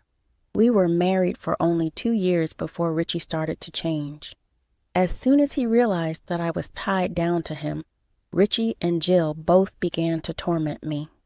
First, Jill took it upon herself to redecorate the entire house. One day, I just walked in from work and found most of my old stuff gone. Jill even threw away all the sentimental items that were left behind by my parents. When I confronted her, Richie said, "Relax, it's just some redecorating. Mom deserves to feel at home here. Yes, I was feeling very out of place with the horrible decor you have. It's simply not my style, Jill added. You literally threw away my things that belong to my parents. She did you a favor anyway. Your parents had very poor taste in decorations. It's a good thing Mom took things into her own hands. But no one even asked me anything. Those were my things. Jill should not have touched them. We had a big argument with Jill and Richie piling on me. They made some weird arguments and gaslit me into thinking that I overreacted. Since I was being verbally attacked by two people, I started to feel guilty. After some time, I was convinced that I did wrong. So, with a heavy heart, I asked for forgiveness. Jill refused to talk to me and shut herself in her room. Richie was also sleeping on the couch and wasn't talking to me either. They emotionally abused me for an entire month. I tried very hard to get them to see my side, but they refused to listen at all. Richie even went as far as turning his friends against me.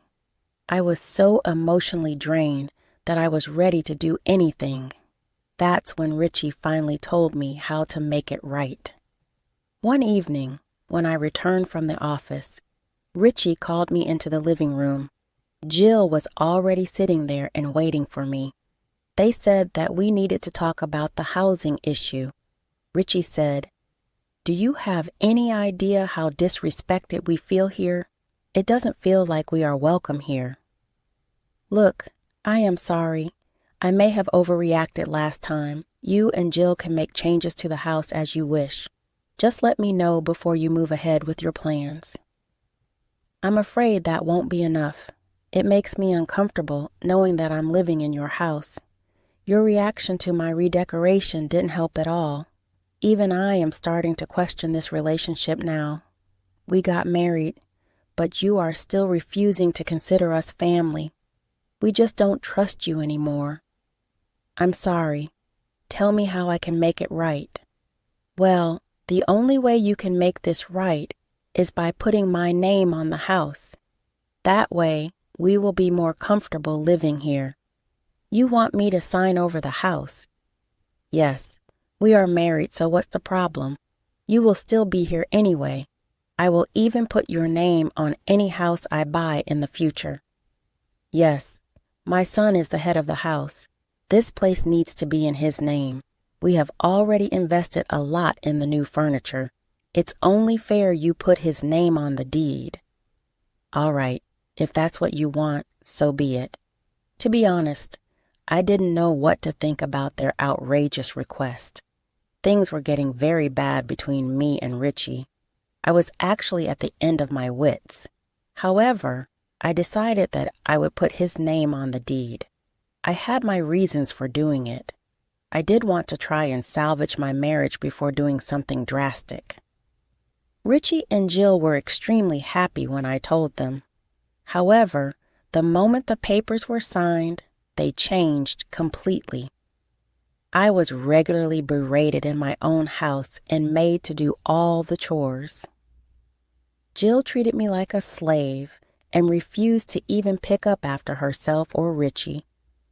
I was working as well as taking care of all the house chores. I was still trying hard to stay in the marriage. I had no one else and didn't want to be alone. However, all my hopes came crashing down when I discovered divorce papers in Richie's bag. I didn't let him know that I found the papers. Richie had already stopped being affectionate, and I knew we were over.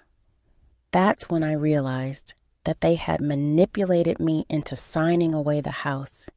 I was pissed. My mom's words kept coming back to me. It was time to show them that they had made a big mistake. I didn't have to do much planning to take my revenge. I already had everything set. I was just waiting for Richie to serve me the papers. It finally happened after 2 days. Richie said, "I want a divorce from you. When I married you, I expected you to have a huge inheritance, but your stupid mother had to spoil it by leaving you monthly allowances only. Your house was useful to me. Now that I have it in my name, it's time for you to leave. So you married me because you thought you would snag my riches? You didn't love me at all, did you? Of course not. Who the hell would date an ugly and dumb girl like you? Mom would never allow me to marry you if you weren't rich. Isn't that right, Mom? Of course, dear. My son deserves so much better than a useless girl like you. He's already suffered long enough with you. It's time he finds a better girl. You can leave. Also, don't think about taking anything. We already replaced your stuff with ours. You have no claim over them. I see this was all part of your plan.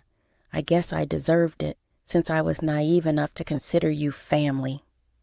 Anyway, I will sign the papers. You have 1 month to move. Excuse me? Remember, you signed over the house to me. Why will we leave? You signed a prenup, remember? Yes, it says the property belongs to whoever is named in the deed. There will be no equal division, so you won't get a share. Well, I guess you didn't read the fine print that well. It clearly says that in case of a divorce, any agreements regarding the transfer of property will be nullified, so you will have to sign over the house to me. What? That's not true. Don't play tricks on us. We won't leave this house. I went to my room and brought the prenup papers. I showed them exactly where the clause was written. They never read it because it was sort of a hidden clause. Richie and Jill were stunned. They couldn't speak at all. I simply went to my room and shut them out. I called my lawyer and told him to prepare for a divorce. Then I left the house with my things and went over to a friend's place. Richie and Jill called and texted me throughout the day. They kept pestering me to come and talk things out. Richie even told me that he was sorry and wanted to rebuild the relationship. I simply told them to talk to my lawyer. There was no way I was going back.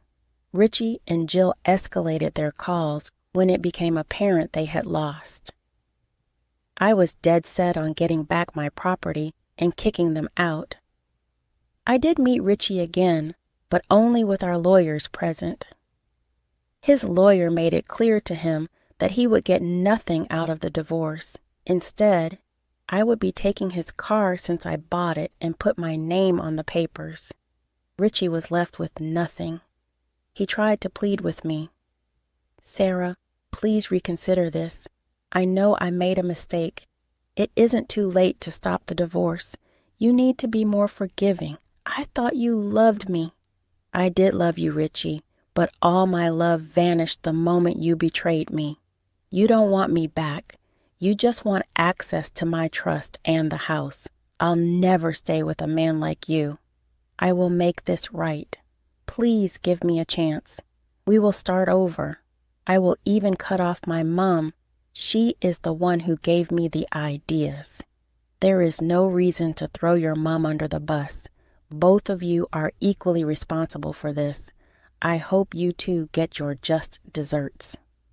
With that, I gave my lawyer the signal to go ahead. Richie's lawyer also told him that signing the papers would be his best option since I didn't want to continue the relationship. There was no point in trying anything, so Richie was forced to sign the divorce. My lawyer then promptly told them to empty the house since it now belonged to me. It was a nightmare getting Richie and Jill to move out. They refused to leave the premises even after the eviction period had expired. I threatened to call the police if they didn't leave. They thought I was bluffing, so I called the police. Richie started to threaten me and began destroying my garden. The police came and arrested him for destruction of property. His mother begged me not to press charges, but I did so anyway. Right now, I'm back living at the house. Richie was let go from his job when his boss found out that he was arrested. He's a very old-fashioned guy and didn't want to have a criminal as his employee. Jill did call me to ask for money to bail him out. I laughed in her face and cut the call. Richie's friends also reached out to me to apologize. They finally realized that Richie was a terrible person. As for me, I'm back to my old self. I'm enjoying my single life while my ex and his mother are struggling to make ends meet.